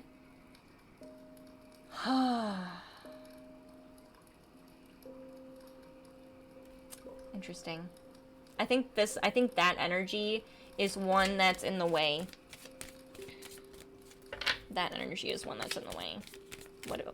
Thank you. Yeah, this is another reflective card. Okay. There's a difference between... Okay. Because this is another lesson that I had to learn too. Alright. I don't know if you're going for like a managerial position or like somebody who would be a supervisor. But I'm almost feeling like okay, here's what I'm feeling. I feel like if you're not going for that now, that is something that you feel like you deserve. Like you see yourself as management material or supervisor material. And it's almost like, I'm feeling this so hardcore right now. Hey, Invader! It's almost like when we get to this point in our career and we know what we're doing, we're really skilled, we're really hard workers. I mean, we meet all the criteria. You know, we know what we're doing. We know how... It's like, it's like we know what we're doing, so... And nobody else seems to know what we're doing or what they're doing. So like how I deserve more, you know what I mean? Because I'm putting in so much more effort than everybody else, and I know more than everybody else. There's a little bit of a concern here with this aggression energy being reflected around. In short, Cree, be mindful of that energy. What energy you are letting out to coworkers, because I could see that actually being a detrimental thing to your opportunity, right? No one wants a moody boss. Sorry. And not to say that your emotions are not justified or your it's not really aggression, but it is. It is aggression because you're irritable. But normally it would just be pushing, like, it's not normally aggression for you. Normally it's you being that very stern, like, this needs to be done this way so that people don't walk over you or don't ignore what you're saying, or like, it's a directness. Thank you. there's a directness, Cree, that you have within you that has become irritable. And so it comes off as aggressive. And so that's why some of these people are becoming aggressive with you. And so I think this is wrapping around itself and like feeding off of itself right now. And it needs to be taken care of and healed so that it's not a detriment to your opportunity. Does this make sense? You're very direct in a very good way that gets people on track, that like not really puts them in their place, but like puts them in their place, right? Because everybody needs that direct direction, right? However, I don't know what's happened, but that direction has irritability behind it, which is coming off as aggression. And so that's why everyone's becoming more aggressive. And nobody wants a moody or aggressive boss.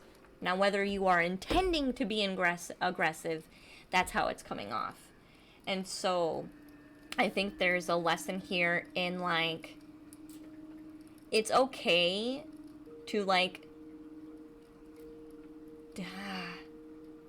it's almost like it's okay to tell people that you need a minute. It's okay to tell people that you need a minute. It's okay to say, let me talk to you. I just need to take a couple breaths first before I talk to you. I think that that's valid. And that can bring down your irritability and allow that true, just straight up direction to come through. Because I feel like you're irritable and that it's just, yeah. I think giving yourself that 2 seconds of space before you answer someone or before you respond to somebody is really going to make space for those two energies to not join together and be miscommunicated. Does that make sense? Because someone who's walking up to your desk and sees that you're irritable understands that, as long as it doesn't come to them in the reaction, in the next reaction that they're going to have with you. So people get that you're irritated, but it's kind of like that's not an excuse for how you're coming off. So just tell people, hey, let me get to you in 1 second. I need to not, I just need to like veg for half a second. And just breathe at your desk. Just be like, all right, I am now ready for you. What is it that you need?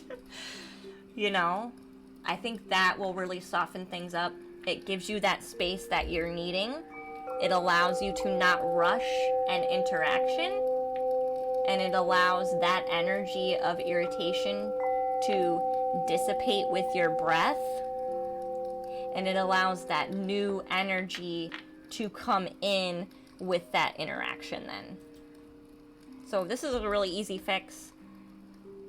You're not an asshole. You're not coming off as an asshole. But like, if this is not taken care of, I do think that there would be enough ammo for people to be like, yeah, but he's moody. We don't really want a moody boss. That's just the truth of it. So work on that. Give yourself some space, and that'll really ease up for you. Hey, Echo. Echo Berries, thank you for the follow. I'm going to draw some more cards, though. But these two are both reflection cards. So when you could tell you've upset them, then they get more upset, and then they upset you more, and then, yeah, it just goes back and forth.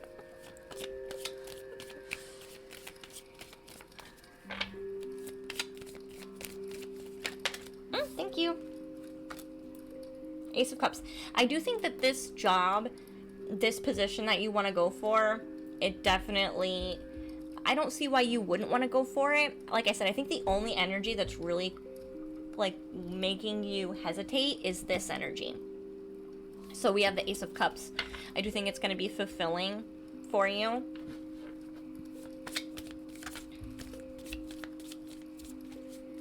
And then I'll do 3 more, and then I'll get an angel card. Yeah, it's just balancing out. It's just balancing out what is direction and what is coming off as guided direction and what energy is coming off as oppression. Because this is the key to every interaction you're ever going to have. It's a very fine line to walk on. And I think you're already aware of this. And I really feel like that small, tiny change can do wonders for your relationships at work. I don't think they're terrible. It's just without bringing this to your attention, it would just grow and grow and grow before you even have realized it. So, I'll draw 2 more cards. In your experience, business has people there for a sense of worth. Business? It depends on the business. There are 2 more cards in here for Cream.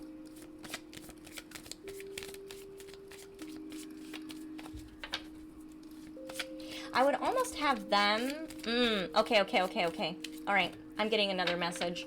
So when people are coming up to you, yes. Okay. Yep, this is just confirming that with the shield.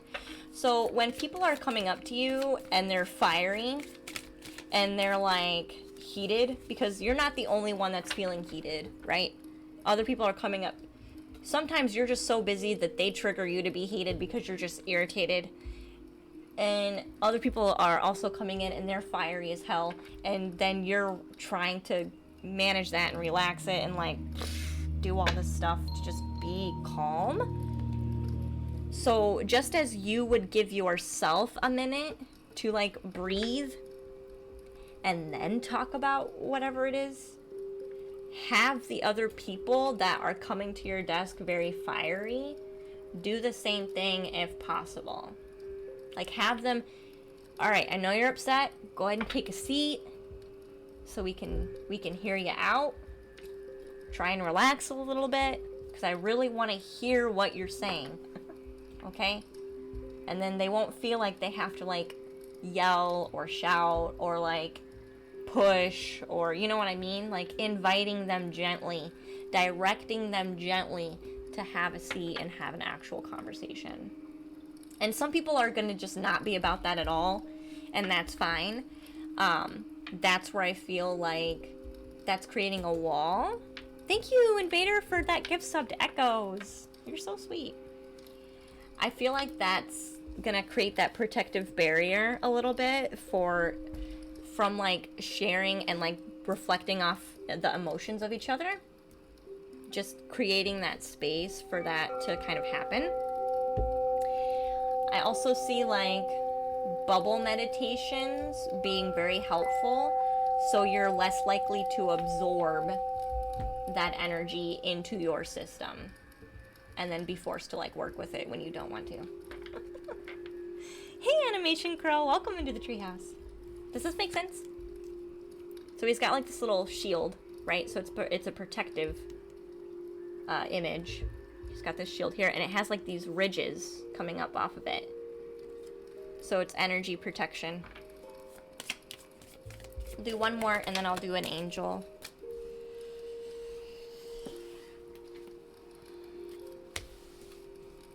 Okay, so the other thing that I see here is that you're worried that... Okay, the only other thing I see here that you're worried about with this position is being afraid that if you take this position, like, everything is going to be your fault. And that, like, maybe nobody will have your back. Like, who will have your back if you take this one? And that might be where some of that irritability and defensiveness, and which could be perceived as aggression, comes from. Is if you feel like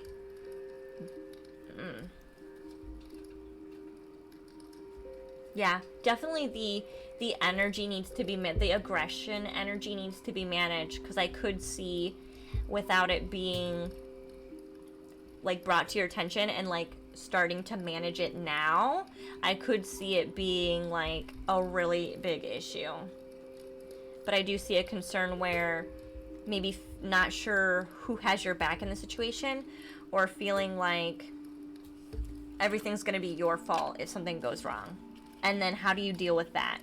You know what I mean? Especially with when people are already kind of aggressive. It's like, man, when they're aggressive and they're not even directly upset at me, can you imagine how much more aggressive they would be if like I was the reason why they were upset? You know what I mean? And while I feel like that's valid, I do want to get some angel answers card to see if this is a good option for you or not. I feel like it has potential to be a really good option for you. It's just everybody's aggression needs to be managed. And you are mature enough, Cree, in order to direct people appropriately. I have no doubt about that at all. It's just going to be you managing your own emotions well enough on a daily basis so that you can help everybody else manage their emotions. It is a bit like emotional babysitting. Okay? However, I don't see that that's something that's above you. You know what I mean? I see that you're capable of doing that. It's just about doing the little steps to help ease people into that emotional stability, so this doesn't happen and nobody feels oppressed, and you don't feel like you have to defend yourself all the time, and you don't feel like you have everyone's knives waiting to stab you in the back. I feel like this is very much possible for you. I'm gonna get an angel answer card to see what final thing they want to say with it. But it seems like it's a good idea. I would go ahead and go for it as long as you're okay with emotional babysitting people. And I think once you do the emotional babysitting, everything is gonna ease up. I feel like everybody hasn't had that emotional guidance, like, at all. This is the general message is definitely for you too, Cree. Because, oh my gosh, this would be work relationships, right? Having balance and patience and like trying to make space for how everybody feels, and everybody's feeling a load of shit, okay? So chances are everybody's pissed off about everything, and most of it has nothing to do with you. So there's a lot of emotional balance that will need to happen. But I do think it's possible, and it will help people not only in the workplace, but like with the way that you can present it in the workplace. It will be helpful to them, like in their lives, like in general. Like if you're able to coach them on how to emotionally manage someone that is just appears unmanageable, and you're able to create that space where they feel heard and balanced, they might end up using that same tactic on their children. You know what I mean? Well, my boss at work has me sit down in the chair and breathe for a minute, and then we actually have a chat, and it actually makes me feel better. Like, and so they go home and they're like, my kid is like screaming at me and I don't know what to do. So then they've lived through an example of how that can work. And so then it's a really good way to help heal people and just pass along your knowledge. All right, let's get an angel answer card though for you. What other message? What other final message do? Thank you, angels and guides.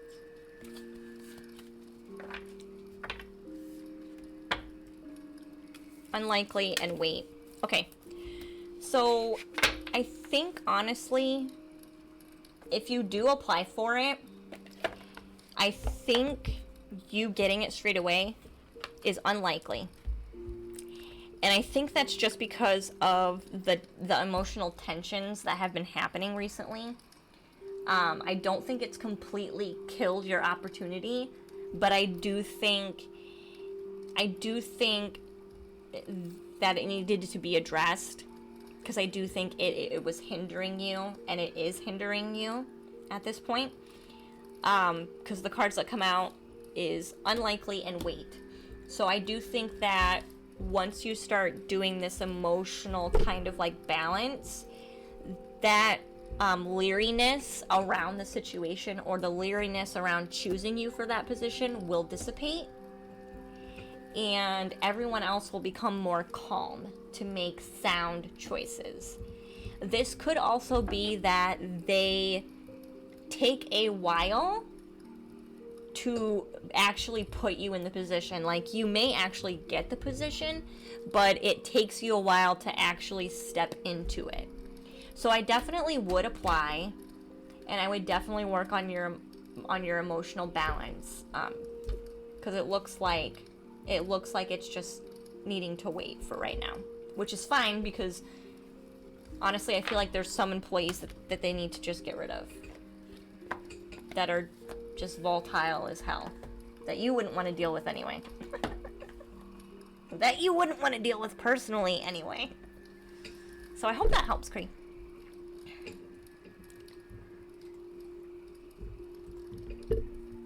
Your perception of reality needs some buffering. Amen. Amen. I totally agree with that. Yeah. Luna, you've given sound advice again. Lockdown has been pretty nuts for people having to face themselves. It's so true.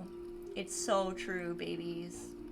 It's so true. And it's been so difficult for so many people. But we're actually making it more difficult on ourselves. Yeah, that sounds perfect. Thank you, my dear. You're welcome, Cree. You're welcome. All right. I'll resume entries. Hey, Arma Gordon. Subscribe for 6 months. Welcome back. Glad to see you. Hi. So I opened up the raffle entries. So if you would like a reading and you have not gotten one and you have not put yourself in the raffle, !raffle to get yourself in, and we'll see what the cards want to tell you. You don't have to be subscribed. You don't have to be subscribed. I don't know why I started talking like that, but I did. Hi, Arma Gordon. Hi, sweetheart. I'll give it a minute and then we'll roll the dice. We'll roll the dice.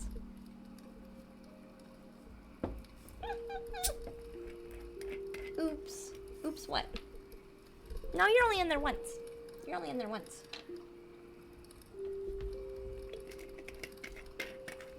Alrighty.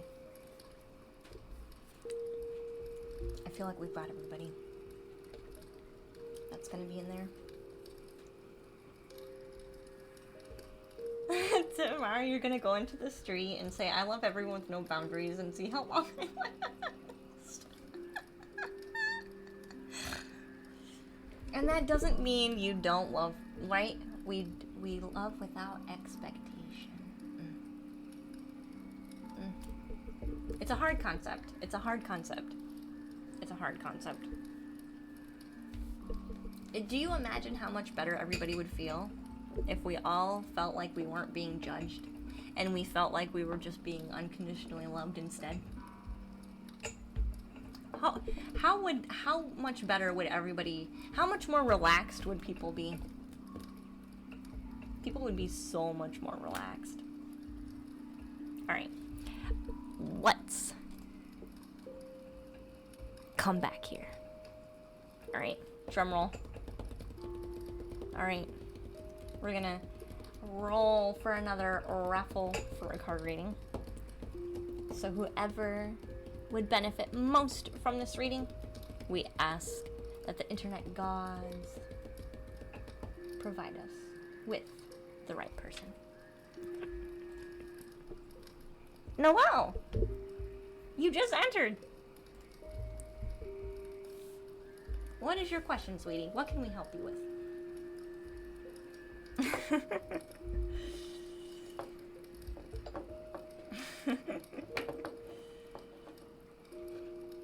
Oh, yeah. There's a lot. There's a lot. You have a lot of questions. Whew. If you can't think of one, it's okay. We can just do a message, like the best message that you need to hear right now. Because you got a lot of questions. Like, where do I even start? Okay, let's do that. I just felt in the energy, like, this excitement, and then... Why do I keep doing that? I forgot how to be a streamer. Okay. I just got this, like, energy of, like, excitement, and then, like, confusion, and then, like, a little bit of anxiety, and then some sadness, and then just, like, wanting answers for everything, but, like, but, like, not knowing what to ask for. So, we can do a general message for, like, what you need to hear right now. Have a good one. Good night, babies. Aw, thank you, Invader. You're so sweet, hon.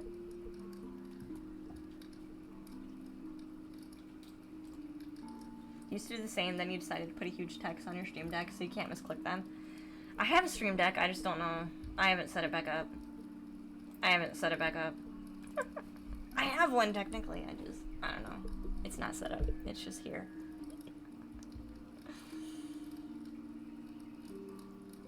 Love life, and love life, work, whichever. Yeah. You got a lot going on. You got a lot of uncertainty. Were you here for the general message, Noelle? Earlier? I don't think so, since you just kind of popped in and jumped in the queue. Maybe you were, though. Maybe you were lurking. You got plenty of questions for it all? Yeah. I wasn't, I just hopped in. Yeah, I thought maybe. So, I would definitely suggest, you don't have to do it now, of course, but, like, at some point when you have time, go watch the general message. So, when I first start stream, I always do a general message for the collective, and I've been doing that for a few weeks now, and a lot of people have been, I think that information there will help clarify a lot of things for you, and make you feel okay with not feeling okay, if that makes sense. So with that out of the way, I think that would give you a lot of the clarity that you're looking for already, because right now a lot of people are feeling confused, and just there's a lot going on. So but we can definitely look into something for you, since you don't have a particular question. So I'm going to ask my guides, what message do we have for Noelle? What is the most important message that we have for Noelle right now?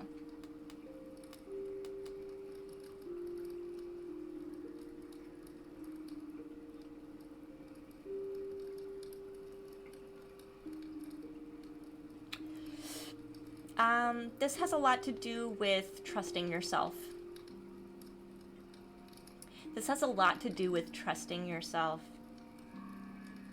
And this is like a long lesson.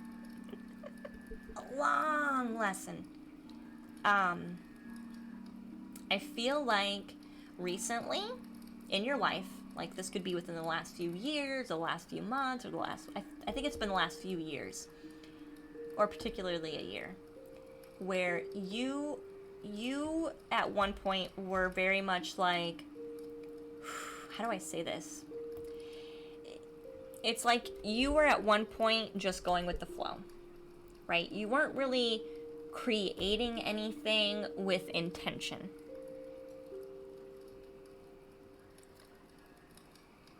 You almost understand what I'm saying. You weren't creating anything with specific intentions on a consistent basis. You were very much going with the flow of life. Like, oh, this opportunity presented itself. I'm not sure if I'm interested in it, but I'm just going to try it anyway. Right? Or, this was in the past. Like, past. Or it would be, oh, I'm not really in a relationship right now, but this person kind of says that they like me. I'm just going to go ahead and try it and be in a relationship with them. And then that doesn't really work out.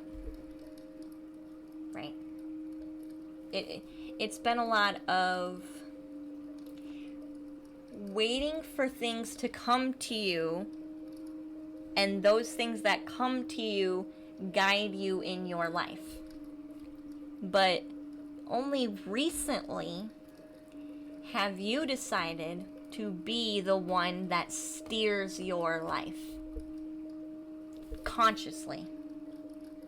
Letting life come to you and choosing between is not consciously creating life, right? I think you're starting to understand what I'm saying. Life happening, opportunities floating by you, and choosing between them is not consciously creating your life. Not in the same way that you're doing now. Right? Because now you're seeing these things that you want, and they're not presented to you.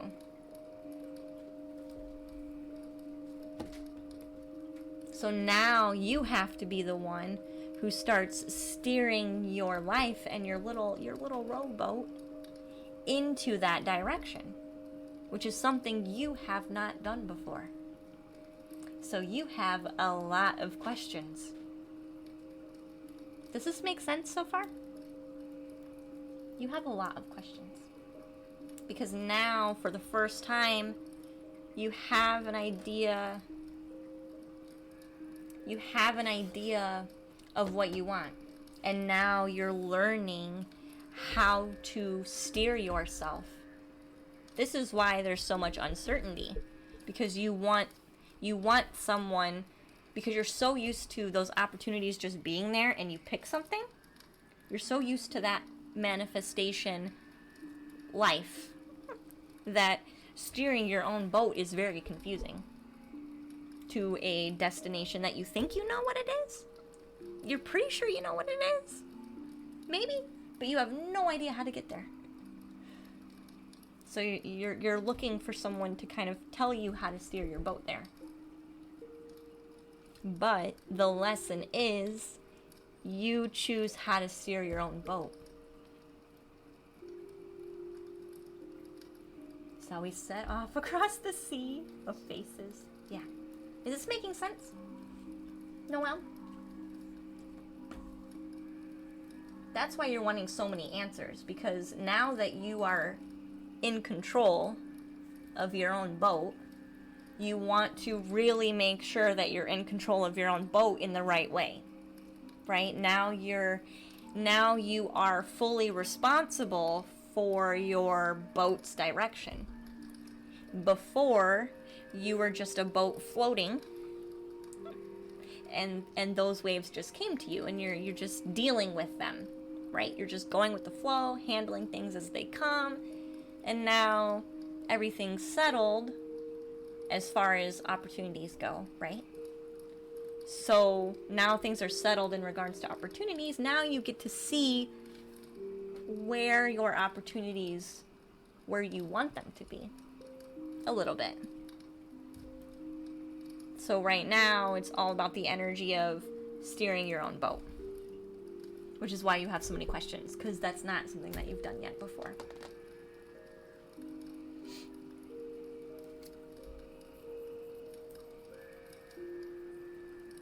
Yeah, it's going to be hard, Noelle, for you to move out of that flow. And I do think for a while you're going to follow other people's flow as a guide for direction. And that's fine. There's nothing wrong with that. But eventually, at some point, you're going to have to finalize what you want and go your own way. And go your own way. And that's the hard part that I feel is going to be the hardest part for you. You want an everything's been just handed, and there's been lots of examples. And not to say everything's been handed to you and you haven't worked. That's not what I'm saying. The opportunities have just been handed, like they just present themselves. And so because they've presented themselves, you assume that's for you, and you just take it. And you know what I'm saying? But now it's like there's none of that happening anymore, really. And I'm seeing this horizon where there's points that I want to try to go to, maybe. But I don't know how to get there. So the next phase becomes finding out how other people got to similar places.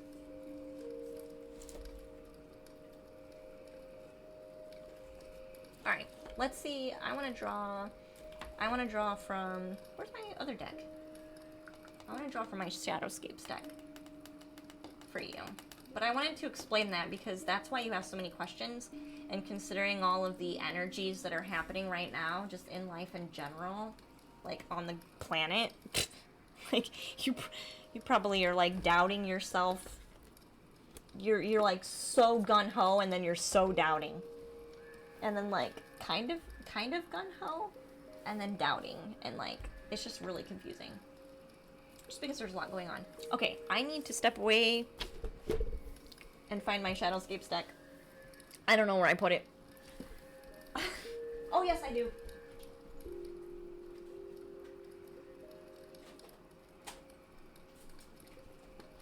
Hi, Mario. Alright. This is Shadowscapes deck. The Shadowscapes deck is my favorite deck. I've literally bought the Shadowscapes deck 3 times. Because I love it that much. I've bought this deck 3 separate times.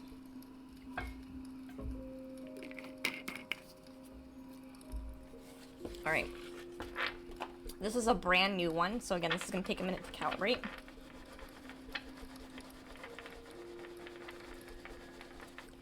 This is, so for me, this deck and I just like really strong messages come in this deck. Like if you want deep, like if I need to get to like some deep spiritual shit, this is the deck I grab. Alright, what do we want to say?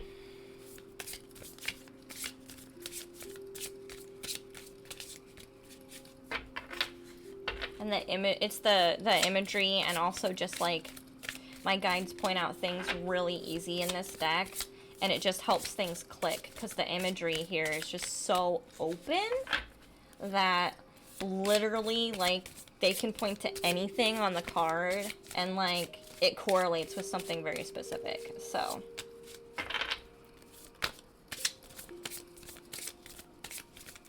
woo! Alright, I generally do 1 card at a time.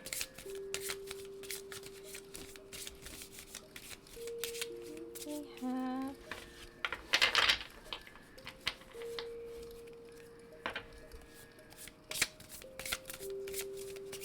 Are you working on a creative endeavor? Are you you're attempting to work on a creative endeavor? You've attempted before,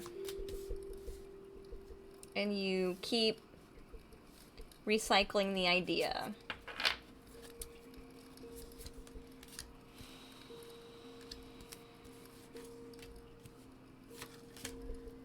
Okay. Okay. Yes. Not at the moment. I would like to. No, you have. But not... Okay. You have for a while. Okay. But you have off and on. This has fueled your self-doubt because you have literally stopped and not kept going.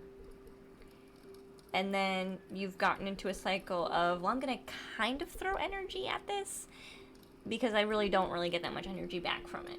So if I kind of throw energy out, maybe I might get more than I put out into it. Maybe.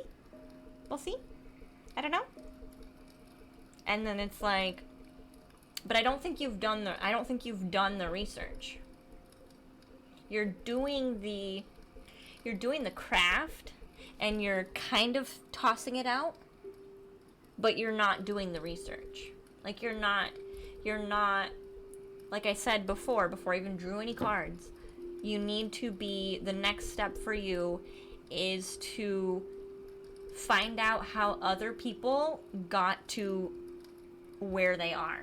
So wherever it is that you want to be with your creative endeavor, you need to be researching the hell out of how those people got to where they are. And it doesn't have to be an exact replica of what you want. It can be similar. It doesn't have to be exact, but it can be similar. You need to find out how they got to where they are and see how those avenues resonate with you or how they don't. That is one thing that you have not done yet. So the King of Cups talks about this pursuit being like really emotionally fulfilling to you. I almost feel like you want this to be your soul's calling. At the same time, you're not putting your soul into it right now. And that's some hard, harsh truth. Your mind, your ego, your concept of what society thinks this thing should look like is at the forefront of what you're doing. Which is why it's not emotionally fulfilling enough for you to keep doing it. So you need to drop all of your societal concepts about this creative endeavor and burn them. Because they are literally keeping you from doing it.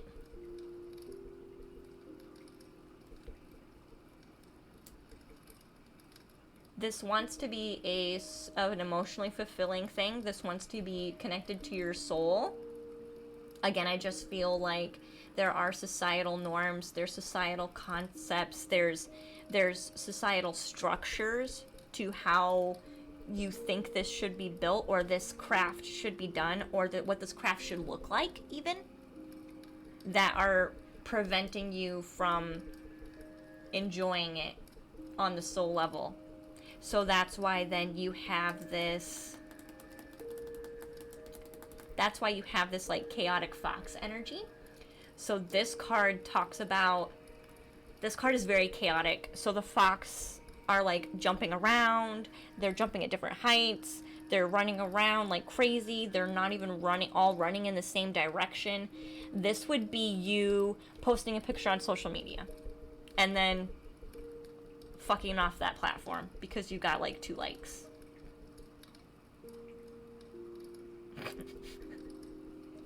That's this energy. And then getting upset, not being emotionally fulfilled, reevaluating what society thinks it needs to be, and then posting again. And then getting pissed off again because it's not emotionally fulfilling, and it's not getting you what you want in regards of like likes. So the problem really is, you're doing what people think. You're doing what you think people will like, instead of doing what your soul wants you to do. I'm gonna say that again.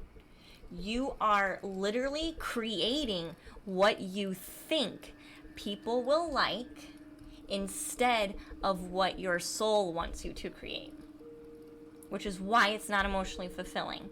And you keep thinking, if I am able to do this full time, then it'll be emotionally fulfilling. No. If it's your soul calling and you're doing it right, it is emotionally fulfilling the entire time.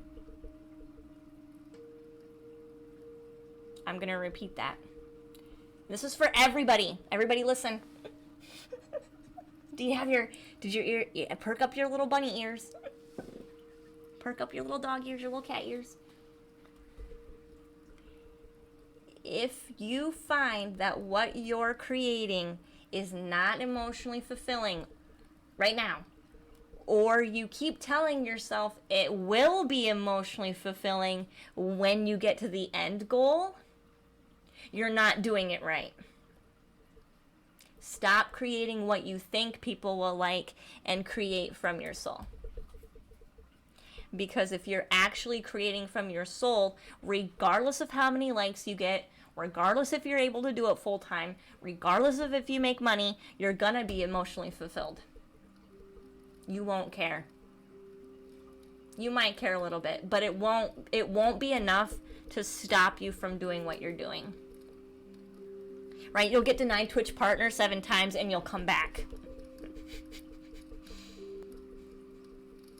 You'll get denied Twitch partner 7 times and then you'll come back. Because you just love it that much. It might be hard to come back, okay? But the thought of not doing it hurts more than the thought of being where you're at and never doing it again. Do you see the difference between creating? If you're only creating what someone thinks, what you think someone will like, you're not doing it for you. You're not doing it for you.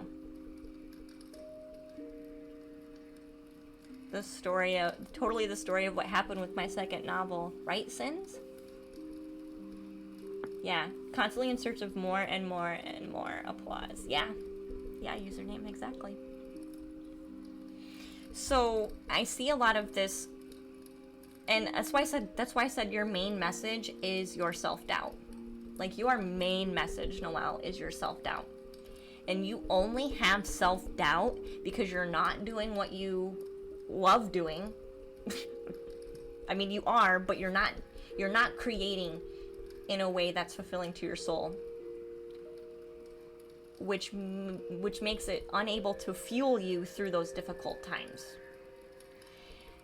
The 5 of Wands is basically talking about that sporadic energy where you're like, I guess I'll do this, but it didn't give me anything, so now I'm gonna stop. And then I'm gonna try this craft instead, because maybe people like this craft instead. And then that didn't get me anywhere, so I'm going to quit with that. Then we have the 6 of Wands. And the 6 of Wands, for me, is about recycling things until we become victorious.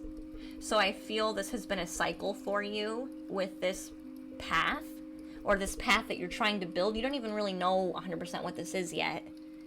And that's because you've been doing this sporadically in every avenue. Okay?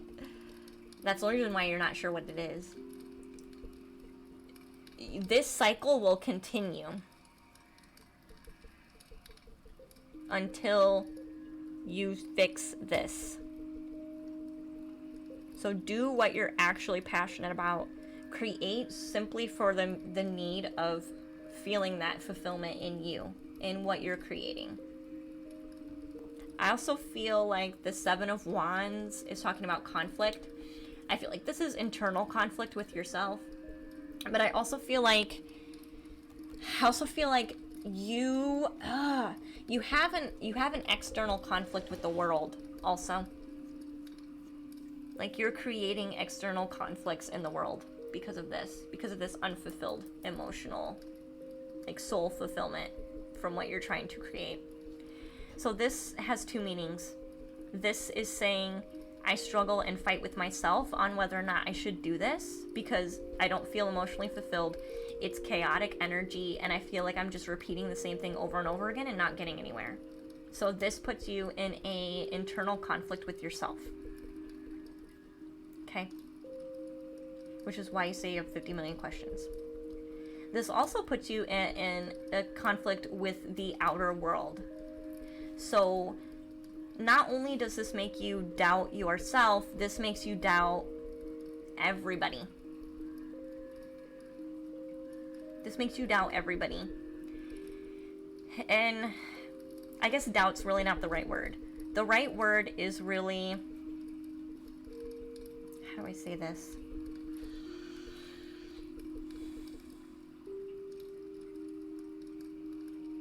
It's very much like you want to be happy for other people that appear to be doing well or appear to be making progress in their goals, but you have a resistance to be happy because it's kind of like, well, they get what they want, but I don't.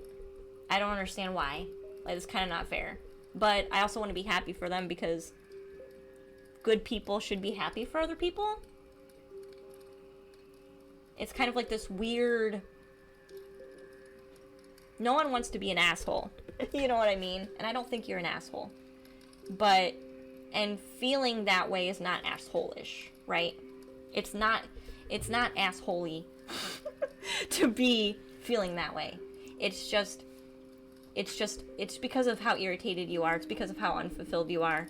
And that has everything to do with your internal conflict and nothing to do with how you feel about them, right?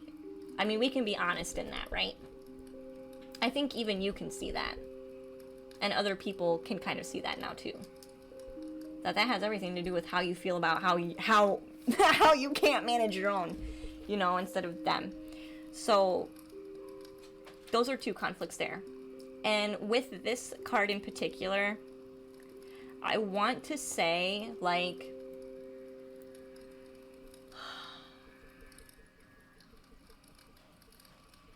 how do you transmute this? I'm trying to get a message on how to transmute this, because I need a bit of this too, and that's why I'm asking. Because everybody that has Twitch partner and is taking the easy way out, I'm mad. Like, I get that way about it. I'm like, I work my ass off. I actually help people. I'm like so genuine. Like, why? That's not fair. You know, like, so I have this energy too, you know? Like, I know I deserve it, so it's like, why? So I'm asking how we transmute this, because it can help me too. I'm getting better about it. Okay, yeah, so it's the self-affirmations. They're repeating self-affirmations.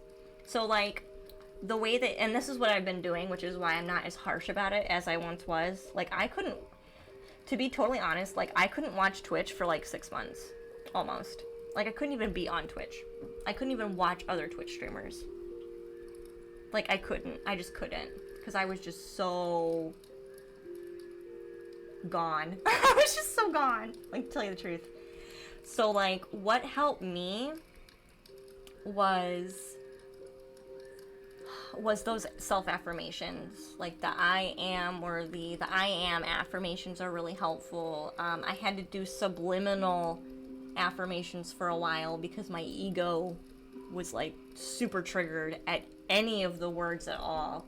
So I really had to, like, softly do the subliminals and then come into, like, the audible affirmations. So that will definitely help some of that, because it's that resentment that's gonna grow further and prevent you, and just continue this cycle. That resentment is just gonna continue this cycle. Okay. So the Ace of Wands comes out.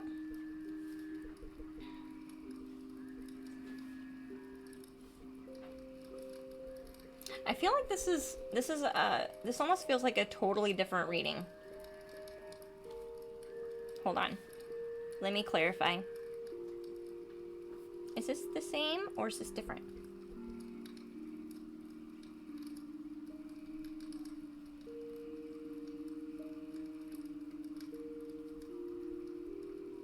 Alright, do you have a partner? Noelle, do you have a partner?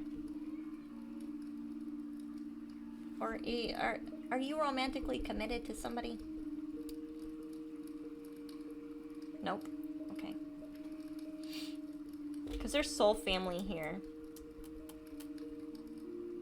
This is like soul family card.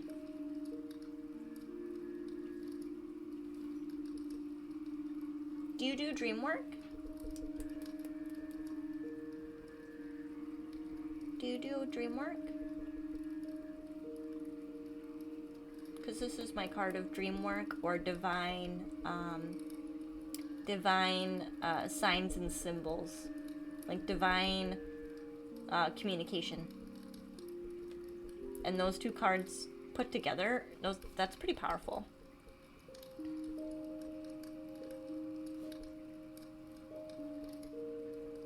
I'm just gonna tap into that energy a bit more. Hold on one second. Sorry, I'll ignore the chat for just a minute.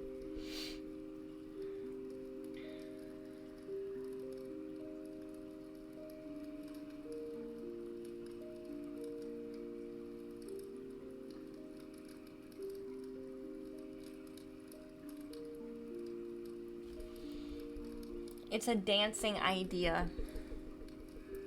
It's an idea that dances in your head a lot. This like soulmate connection. This like soulmate connection dances in your head a lot.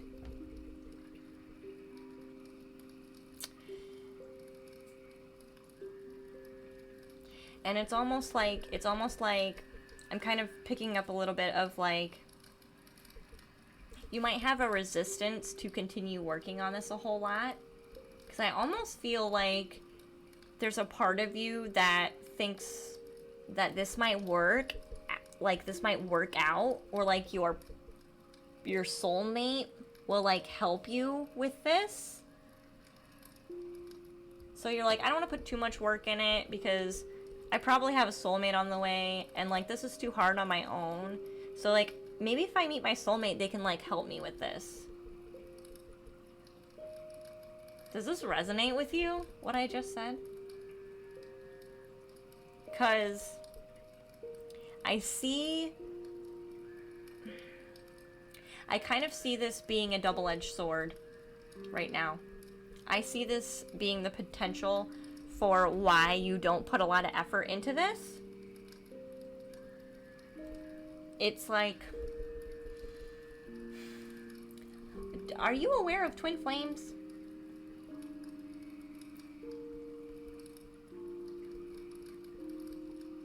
I don't see a connection happening right now either. Yeah, I'm aware. Are you like, this almost feels like you're waiting for, it's okay, so you know how in the stories of twin flames they talk about like, oh, when you like meet your twin flame,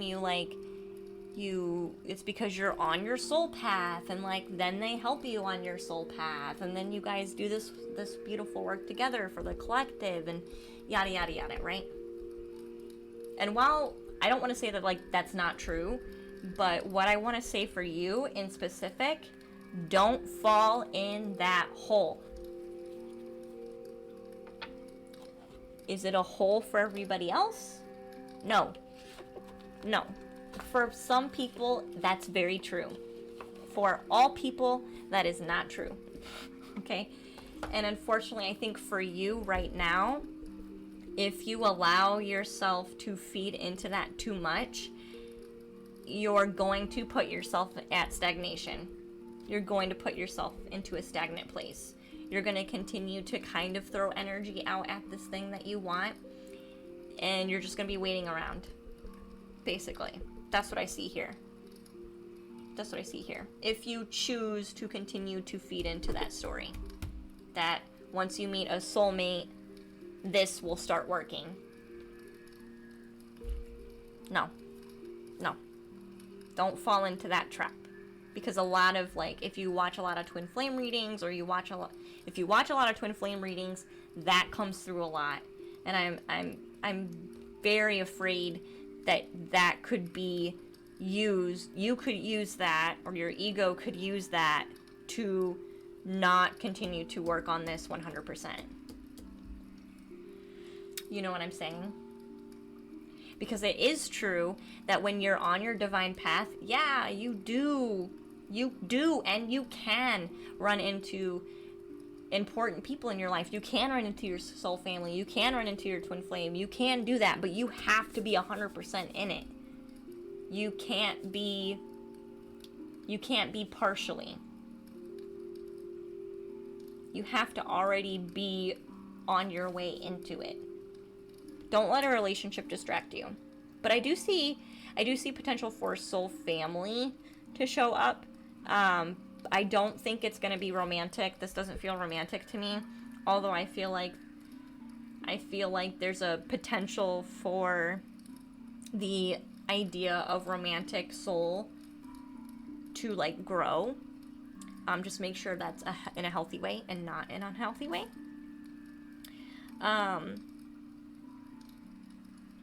I do think we need to be careful with manifesting signs and symbols from divine.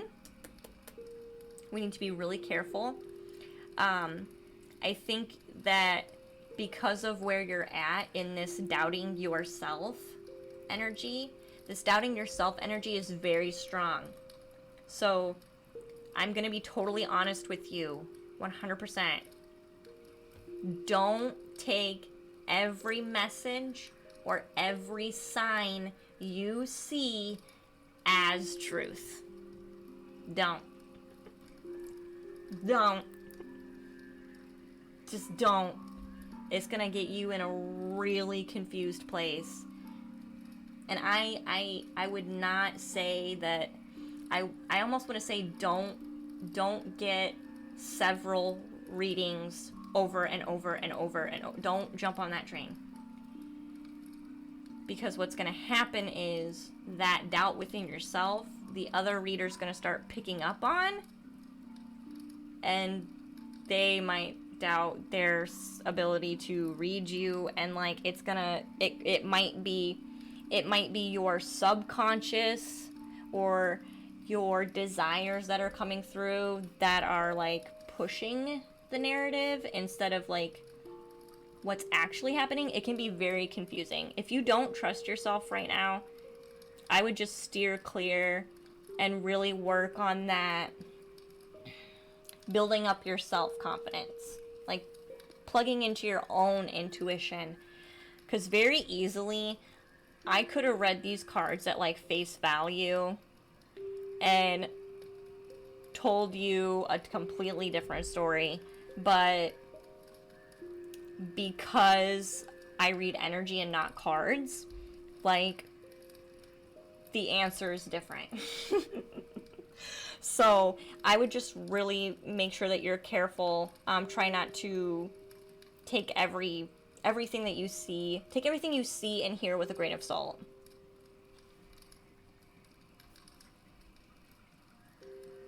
I do think, though, that any message that is specifically for you, like, this is my card of dream work, so, and I do dream work all the time, so I would say if you do get a card reading from somebody, and some things are resonating, some things are not, and you are in that up and down, I don't know if I trust it or not, or I don't know if it's for me, ask for clarification through your dreams.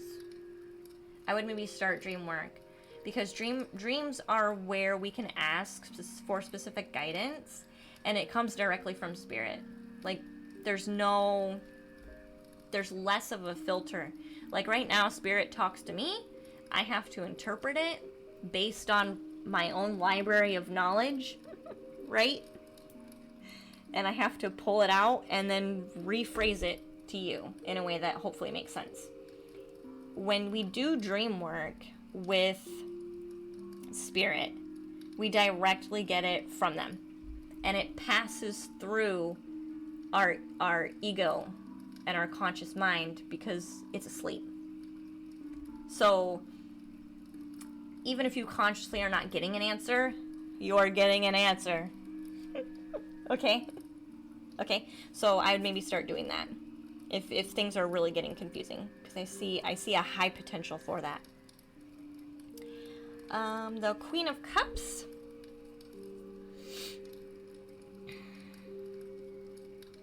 Ooh, the Queen of Cups is actually giving you lots of praise. I feel like you have done really well recently with, like, flowing with your relationships. I think you've done really well with flowing with your relationships. I think that took you a lot of work, and I think that was like one of the bigger lessons for you. But I actually feel like that is like sinking in and is making sense. And I feel like even though your relationships might not be harmonic, you are harmonic regardless. And that is the perfect place to be in, to tell you the truth. You've done a lot of work on your relationships, and this is a praise. So this is actually a good thing for you. I do think because you've done that, I do think because you've done that, you have gained emotional maturity on a level that you've just upgraded that part of you. And that means now that you can, not only can you, this is almost like the same boat scenario, whereas before, relationships kind of just were already established, or they kind of just happened to float by, you know, and so you're like, this is nice, this must be for me. Now you're kind of going in, you've cut off some people, you've established really healthy boundaries, maybe not verbally, but energetically. You have established really great boundaries. You don't let people affect you anymore, really. You're much better about your emotional stability when it comes to relationships. Because you've done this, it looks like you have an opportunity then to manifest particular relationships. So again, I do feel like this has a lot to do with soul family. And I do think that if you feel like you don't have any soul family right now, I do feel like they're on the way to you. I don't feel anyone romantic yet, but definitely some soul family that are able to step in.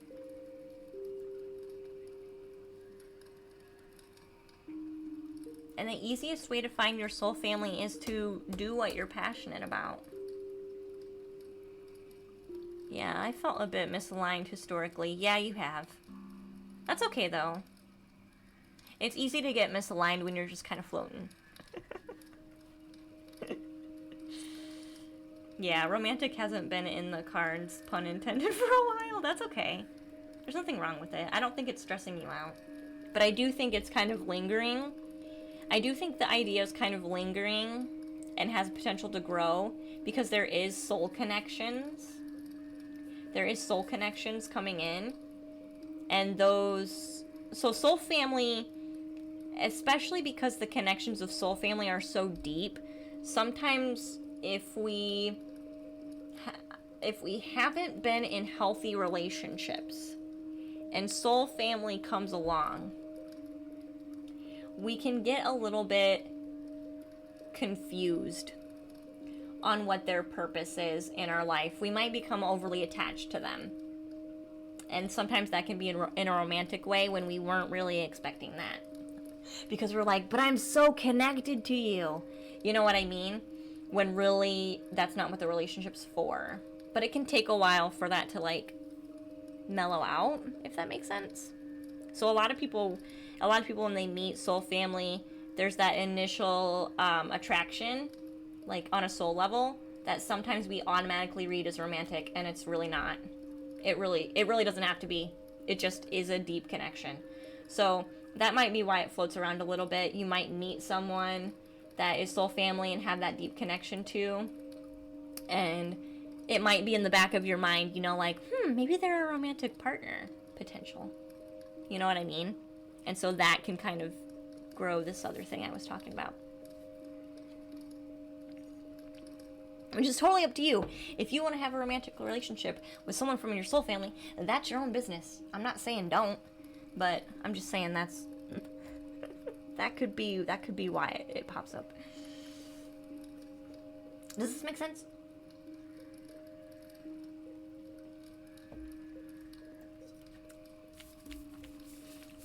So the reason why a lot of things are up in the air is because a lot of things are up in the air. You haven't finalized any of your actions. You know what I mean? You haven't really made a solid, committed decision. You know? Does that make sense? Which is why you feel like you're kind of committed, but not really.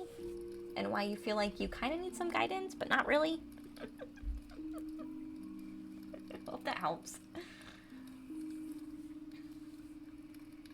Oh, really? You've definitely been clingy to folks that have run. Oh my god. Oh, man. Soulmates and soul family are amazing. No, they really are. They really are. They're ones that, in my experience, They're ones that trigger your ego like crazy, but can feel really comfortable at the same time. Like, regardless, like, whether you're throwing love or shadow or, you know, whatever aspect you're throwing at them, like, you still feel secure, and it allows you to, like, whereas maybe some lessons you wouldn't learn through other humans, you're gonna learn it through your soul family. You're totally gonna get it. You're totally gonna get it. One way or another, because it's just gonna be so evident. All the problems that you create for yourself they're gonna show you, but they won't even try to show you. They'll just naturally show you because of how they are. It's interesting. All this time you've been pushing healing and learning on other humans, and then your soul family comes by and they're like, hey, here's your shadow. Pew. Love you. And you're like, God damn it, love you too.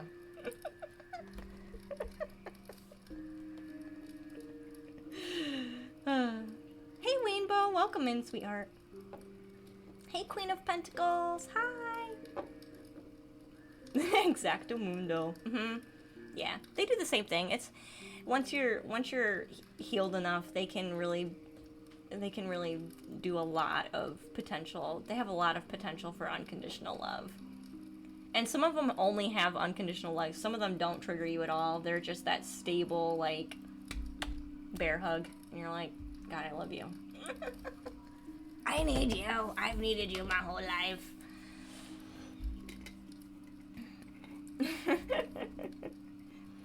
You're on mobile trying to explain. It's okay. We will be going soon, though, because it is 10 o'clock at night. I work tomorrow, so. Hey. You feel the same? Yeah. Dang, I need to find my soul family.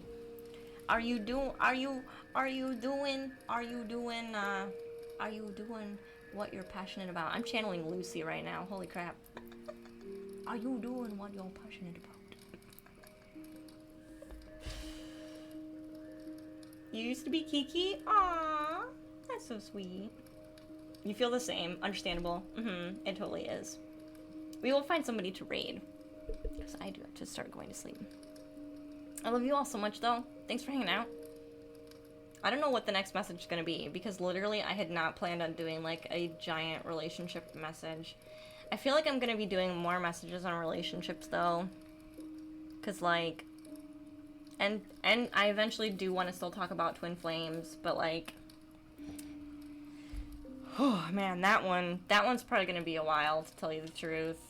I feel like I got some own experiences to get, and then we'll talk about it. But if you have questions, like, about anything that you want me to discuss, or, like, any questions about that topic, like, because things can get really complicated with that. People just use fancy words and make it way more complicated than it needs to be. You know someone who just gets it and never seems to trigger you, Emma? I'm glad. We all need those, but we all need the ones that trigger us too. Am I still doing readings? I just closed the kill. I'm so sorry. People be like that sometimes. Yep. Hey there, Belle. Welcome to the treehouse, sweetheart. I did just close the queue. I did a raffle. I do a general message when I first get on. So if you are feeling just like what the F's going on and like emotionally confused, maybe mentally confused, maybe just all kinds of confused. Maybe things just don't seem to be manifesting. Things feel a little bit stagnant. Just like, why? Why are we here right now? We don't know. I did a general message, and I've done a general message for the last 2 weeks, so you can always check that out. I also did a general relationships message and channel, so there could be something in there for you, but it is definitely ego triggering. It's definitely ego triggering. Someone's ego is going to be really... It's alright though, it's with love. Someone's gotta trigger the ego. It's fine. Someone's got to do it. Someone's got to tell you the hard stuff. So, all right, but it is 10:01 p.m. I do work tomorrow, so I'm going to have to go. But I love and appreciate you all so much. We're going to find somebody to raid. I'm not sure who we should raid, though. Is anyone else doing tarot? Anyone else doing tarot?